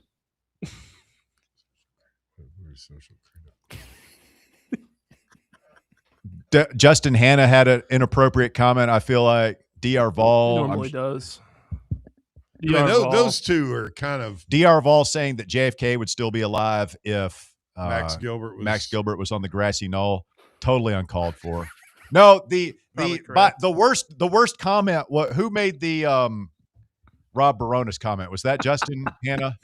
Yeah, that was bad. That was awesome. That was bad. That is by far the most tasteless, crass comment, maybe of the year. That one's up there. I mean, Justin Hanna and DR Vol, I think, are just trying to outdo each other in just crass comments. Well, all right, gentlemen, now that we've solved that mystery and it is 12 a.m., it's officially New Year's Eve here in the Eastern time zone, God's time zone. Sorry, Dave. Let's go ahead and wrap up. Time zone. Wow. How long we been? We started this in 2017. So next football season will be year 10 of the voluntary reaction. Wow. The 10th season. We got to do something special. Like win a championship? Yeah, that would be nice. The World Series season that doesn't reaction end. was so much fun. I could not imagine a college football national championship voluntary reaction. The best night was definitely 2022 Alabama. There's nothing for football. For football, There's nothing like that. 2022 Alabama. That was a special night. Anytime that comes up, I always think about T. Carp and his old man. That moment that they shared on VR. What was the lowest moment? The BYU one sucked. Georgia State was the lowest. Remember Georgia State. A lot of people were angry at Georgia State. I remember being really mad after that BYU game. IRL wanting to break stuff mad. Vanderbilt, the year they kept us out of the Sugar Bowl. Vanderbilt this year, Vanderbilt this year was a tough one. The Florida, the damn it game. Well, that was. Damn it. We weren't. That was 2015. That was before. That was pre-VR. No, the damn it game wasn't pre-VR. That might have been year one. I know I wasn't doing VR for that one. That was down there. It would have been the Florida backdoor cover, the COVID backdoor cover of 2020. I remember how pissed all you all were. Don't bring that up around DR and myself. Everybody at Fair, you guys had been doing great. We were doing well, and then Dan Mullen they just quit. Yeah. They just quit. They stopped playing. Just quit. I was the only one that didn't have any money on it, and my phone. I just sit and watching my phone. So the usual suspects, all of them losing their minds. The thing I remember about that one was caller Eric 37. Him and his wife made the trip up from, I believe it was Georgia. Like they won some event we did to where they were able to sit in VR with us. And they're sitting there just watching the end of that game. And of course, we're all melting down because of the amount of money we put on it. And it's like, why you got a job to do. And like, I'm trying to hold it together. Like I wanted to like show them a good time. Oh man, I losing the money on that one. That was a bad idea in hindsight. Yeah, let's let some listeners come in and see us behind the scenes lose our damn minds. The post Texas A&M Trey Wallace just put a cruise missile into the side of the Jeremy Pruitt ship. Did we do that one in studio? No, I don't think so. I didn't. That was COVID. It was 2020. I might have ran board. 68 wants to know if there's an archive of old episodes. If you go to the SoundCloud, the Fan Run SoundCloud page, should all be on there, especially the old ones. Well, like all those. Well, I know that the almost all in order. Shiano Sunday 7-hour broadcast is up there. I forgot. It's our best funnest basketball one. Beating Duke. About that. Yeah, Duke was probably good. We did have another SoundCloud account that had, I think, a season or two that got. We had to start a new SoundCloud account. We got too many strikes. Somebody kept using a song. I think it was Kanye. Kanye songs, yeah. Yeah. It was who, Davey? I think it was Kanye. Yeah, I couldn't remember which one. It wasn't us. No, I think it was Talk Sports. It's definitely more their intro music. Yeah. Basketball. The Alabama one last year was fun when Meshack hit that three. Yeah, that was sick. Oh, the Kentucky SEC tournament game. Yes. I feel like there have been a lot more fun basketball ones than football. The timing of the basketball ones usually are just, I think, earlier in the day. Obviously, the night. This was baseball, but whenever we were playing down in Southern Miss, there was like a ton of weather delays, and like we just did so many shows like over a 2-day span. It was just like, all right, we'll be back in like 2 hours. That was that was fun. The Twitter Spaces era of voluntary reaction was kind of fun. It was a special time. Yeah. John Fulkerson calling in after the Memphis game was canceled. That's already drove one over of those there. Epic ones in basketball, and we didn't record it. John Fulkerson called in from the team bus. We were on Spaces the First day time we did a that space. the Memphis game was canceled, and I guess that would have been 2021. Well, no, it might have been the end of 2020, but we were supposed to play them in Nashville. I remember the whole situation. Yeah, the game got canceled. We're doing a post-game space. It's just burning it down, just absolutely enraged at Penny. And John Fulkerson calls in from the team bus. That's they were awesome. listening to us. Yeah. Y'all didn't record that? No, it was the first time doing space. We were supposed to do a show in studio that day, but with the game being canceled, we didn't want to drive in. So like Russ fired it up, and no, I wasn't. But that was the day I think my cousin had his accident, so I had to leave. That's right.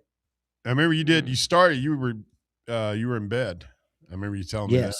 Yeah. Davey does a lot of shows partially clothed in bed. Oh, I know. You probably didn't know that. I've seen him shirtless doing the sound checks a couple times. Kind of creepy. Then he just shows up. We go in and we show up to do the sound check, and every once in a while, it's you want to just hear Davey something worse than half that? naked. You want to hear another revelation? Please. I have relieved myself many times during the show. Like, oh yeah, just on Spaces. Just maybe go outside or step in the restroom if I'm at home on Spaces and just like hit the mute button. Yep. Just hope nobody says your name. Yeah. Saying, well, whatever. And just dropping a deuce and listening to her. Well, I don't know that I've ever harder to do that on camera. Many ones. I mean, I would do that going to class in 2020. Just turn class on and go to the bathroom. That's weird. What are you, some kind of freak show? 2020 was a weird time, man. It was a weird time to be a college freshman. Ah, dude, man. The Johnny Yeah, Sins. don't envy you on Yeah, that. that's Davey's like, okay, I got to go now. No, it's terrible, terrible attempt at a joke. No, it wasn't a terrible. That one's gonna live. It was Yes, it was. I felt the joke. It was funny because everybody was sending in pictures of him being like, "Oh, this is my cousin who's fighting in the military," or "This is my cousin who's a doctor during COVID out there saving lives." And I tried to make a joke like that, and it just obviously fell flat and was Davey's terrible. favorite porn star is a dude. I think we asked him, like, "Who's your favorite porn star?" He was like, "Johnny Sins," and it was just dead silence for what? Like, me and Russ didn't say a word. We just left him hanging for like a minute. And that's like 4 years now, and I'm never going to live it down. You finally flamed out on the one when we beat Duke. It took us a while to break you down, but you finally snapped. What's his name, Dave? If he had played, we wouldn't have beat Duke. You remember Russ? Mark Matthews. Yeah. Mark Meadows. Is No, he it's, still at Mizzou? Mark Mitchell. Mark Mitchell. I remember that name. I don't know where he's at. Davey, it's been fun, my friend. We will do this again on Saturday after Tennessee and Arkansas basketball season. What time Voluntary is it? reaction is here. Give me a closing thought or two. I'm going to stand by it, guys. Like, listen, it's a very pivotal offseason ahead for Tennessee football and what Josh Heupel has to do. I'm very curious to see how things play out, especially with the transfer portal, where they're actually willing to spend their money. With all that said, it sucks that we lost tonight. But again, like, I'm not losing sleep over this game. This is not going to impact Tennessee football one iota moving forward into next season. But great season for VR. Can't say the same thing about Tennessee as a whole, but listen, I mean, there's a lot that we now know, and hopefully the coaching staff does, as far as where we actually have to improve, what we have to figure out to get this team to the next level. And listen, it's going to be a hot seat for Josh Heupel all offseason. There's no sugarcoating that, but whenever you have the pressure, that actually shows you who's made for these moments. So we're going to find out if Josh Heupel is made for this, but I cannot thank the listeners and our audience enough for always supporting us, tuning in each and every week as we do this, and looking forward to getting basketball season. And I hope everybody had a Merry Christmas and everybody has a Happy New Year's. Magic Mike says, I know a minor league baseball radio guy that took a shit in a trash can in the press box while calling a game. Shout out that guy. Absolutely That's disgusting, awesome. but you got to go. You got to go. Yeah, I know that. Game doesn't wait on you. Told you about the time I almost exposed myself to a minor while calling a game. No. I've not heard that I think story. I would have remembered that. So we were doing CAK football games, which makes it so much worse, doesn't it? Yeah. And we were at Antioch, I believe, in the mid-state, and they have this old rickety wooden press box where it's like just a series of wooden booths and A glorified treehouse. yeah, and this game went to overtime, and I had to pee so bad. And Walker, you know this, doing high school games, like there's no restroom in the press box up there. They're miles So away. yeah, and so like you go before the game, and then you're on for like 3 or 4 hours. And I'd been drinking water. It was late. The game went to overtime. I have to pee so bad, like the worst. I'm dying. And so the game finally ends, but we've still got post game. And I'm like, or no, it had gone to overtime, and I thought we were going to get out. And it goes to overtime, and I looked at the guys in the booth with me. I'm like, I gotta go. Like I can't finish this. I can't do this. And I was like, all right, here, like we're going to commercial break. I've got 2 or 3 minutes. I'm going to have, and I believe it was this very same Nalgene bottle. Like I'm going to go pee in this like water bottle that I have during the break. And so I go over and I go back into the corner, just to hide myself as best I can and whip it out. And like, as soon as I start to go, the door flies open to the booth. I'm just standing there peeing in this bottle, and this like 15-year-old kid comes in. He's like, "Oh my God, can you believe this game? It's so awesome!" I'm like, "Ah!" I'm trying to hide myself, but I've already started, and so like I don't. It was just God. And there's no hiding in it's those like press I'm boxes. in the corner They're and the so door's like small. right next to it. He just flies it out like yeah. I mean like that was Walker, he's not kidding when he says it might be that water bottle. He did not throw the water bottle away after pissing. No, in I it. meant to me That's that we've talked about it before. I unbelievably remember the disgusting. story now. What? That's the grossest part about that story. Say you still have that Here's the water Nalgene bottle right here, Walker. Yeah, right here, man. That's so gross. Let me get a sip right here. That's pretty. The pee bottle. So gross. Those press boxes are like shoulder to shoulder. There's no room to hide and pee in a bottle in that press They got box. bathrooms in the UT press box. Well, again, like it had these little Yes. wooden booths. Oh yeah, any college has restrooms, but like it was these little wooden booths. So there were only like 3 other people in there with me. Was it at CAK? No, it was in Antioch. I haven't seen like the press box. Smyrna. Was it Antioch? Who? Can't remember the name of that school. What's the Columbia? other school? It's Laverne. Mm. Laverne. Golly. It's near Antioch and Smyrna out there near Murfreesboro. It's out in the middle of nowhere. Southeast of Nashville. So yeah, that's my story. Kid right realized you were peeing? I think he figured it I'm out. either peeing or just sitting there with my pecker hanging out in the middle of the press Still box. wasn't a female. So Would have been worse. Feel like. It's not great. Not my finest moment. Would have came out during the Me Too movement. You got to do what you got to do. Best story about those years is that the old man yelling at I can't remember if it was you or T-Fair when you guys were doing the games. Oh man, together, giving high school Terry football is the best. I love it. I love Take it. that, Terry Fair. Walker, we got somebody in the text box says, could we get George Quarles to leave Webb? No, he's extremely happy with his new job. Remember when GQF used to could not understand why they wouldn't why Fulmer wouldn't bring George Quarles over to Tennessee. It was a mystery, man. I remember I interviewed Nobody Quarles knows. after Quarles interviewed with Fulmer the year in 2007 when they hired the claw fence guys, right? He interviewed for the tight ends coaching job. And Quarles told me, he was like, and maybe he was just being nice and deferential, but I kind of don't think so. He said, like, when he got up on the board and started talking X's and O's with Fulmer, he said it's like those guys were speaking a different language. That is like the best high school coach of the last 25 years in East Tennessee. He was just lost. It's a different game. I mean, Malzahn made the jump. Yeah. Hugh Freeze, somewhat successfully.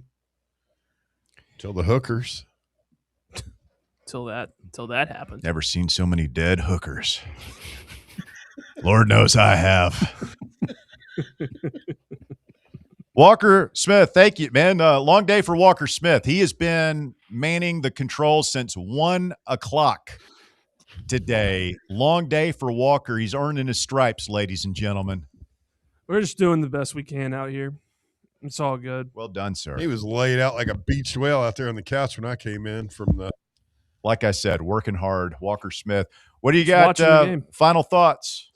First final thought, I would like to apologize to the cassowary bird. I was unfamiliar with its game. These things are fucking terrifying. These things are insane. I've been looking them up for like an hour and a half straight since we talked about them. I was wrong. Respect to the cassowaries and their family. Other than that, it's been a lot of fun doing this season here with VR. You know, I was trying to think. I don't know if we had a single positive voluntary reaction this whole season. Because even after we beat Florida, we were like, "What the fuck? How did we not do this against Oklahoma? And we better beat Vanderbilt." But no, we didn't really have any of those. When your best win is Mississippi State, you probably should have lost. Not a whole lot of fun. No, but other than that, it's been a lot of fun. I love being a part of this long, almost 10-year journey you guys have been on, and to be able to be a part of it. It's been a blast, and I'm looking forward to basketball season and the rest of it. Thank you, Walker Smith. Bear, parting thoughts? It's never as bad as we think it is. It's probably not as good as we think it is, but I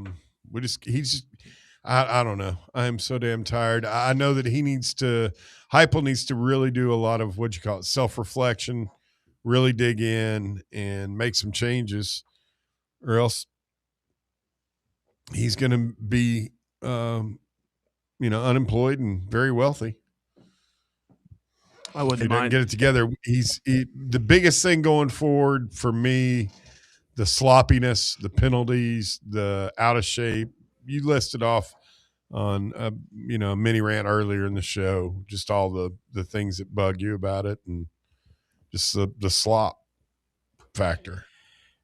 He's got to get so much better at so many things. Moving on from Uncle Fluffy is nice.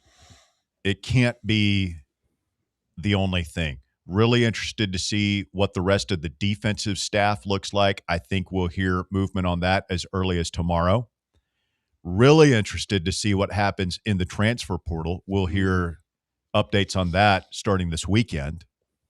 And really interested to see what happens this offseason. It's going to be a tumultuous offseason. Davey, you said like he can – you say the game doesn't matter tonight. We'll agree to disagree there.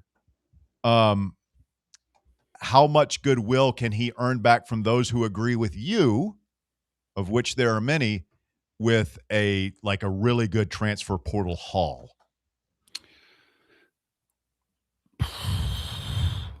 I think people are going to feel fine that the offense can do anything. It's one of those things where the defense was so bad. It's just, you kind of have to wait. It's wait and see mode, even if they do get a bunch of what are considered high quality players. Until I see that team actually take the field, I'm going to have concerns on the defensive side. But now what I will say is if they don't land many key guys at all, I think you're going to see the pressure and the temperature get even hotter. Just knowing it's that roster from last year, you're like, hey, we're just going to run it back with these guys where we saw the flaws, we saw a lot of the holes, and you're just expecting to, just a little bit more experience is going to change things. I think that's a worst case scenario. I'll be stunned if he doesn't get a good haul, A, because he has to, and B, because he has to. They're going to have, they're going to pour money into this, I would imagine, because Danny White's going to demand that they do so just to fix the headlines, because the headlines are not going to be good here for the next 48 hours or so. So they're going to have to reverse that if they want to have a good offseason here. But we'll see, man. Really appreciate everybody. Marshall Griffin, the Griffin Law Firm, their sponsorship of the show. Thank you so much. Everybody go check them out, griffinlawdefense.com. If you need a military lawyer, they're the only folks in the world you're going to want to call, griffinlawdefense.com. Shout out to the YouTubers. That has been such an area of growth for us this season. Look, all this stuff is going to YouTube. All the stuff is going online. We know that. We've known that for a long time.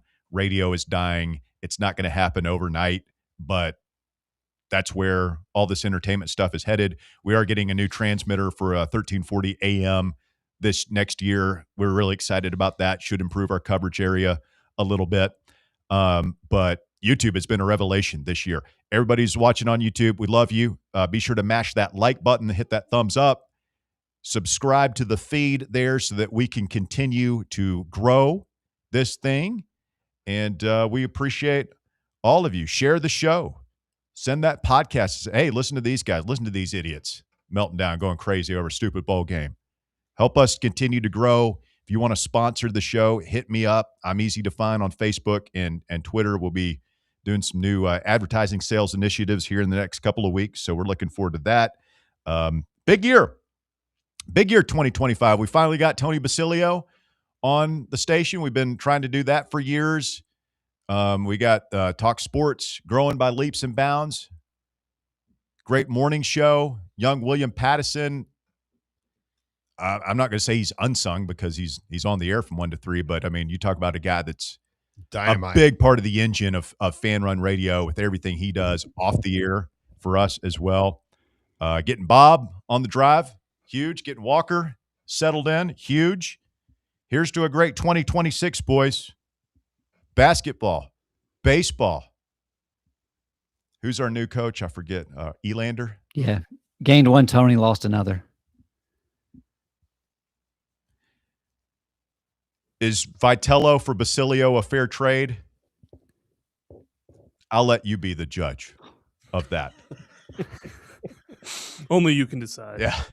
All right. For Bear and Walker and Davey, I am merely Russell Smith. Thank you so much. We're off tomorrow. The drive will be back on Friday. Voluntary reaction after the basketball game against Arkansas on Saturday. Have a great rest of your evening. Be safe tomorrow night. Don't want to read about any of you knuckleheads on the docket. Okay, it's amateur night tomorrow. So don't drink and drive. Don't do anything stupid. Have a happy new year. We'll talk to you in 2026 here on Fan Run Radio.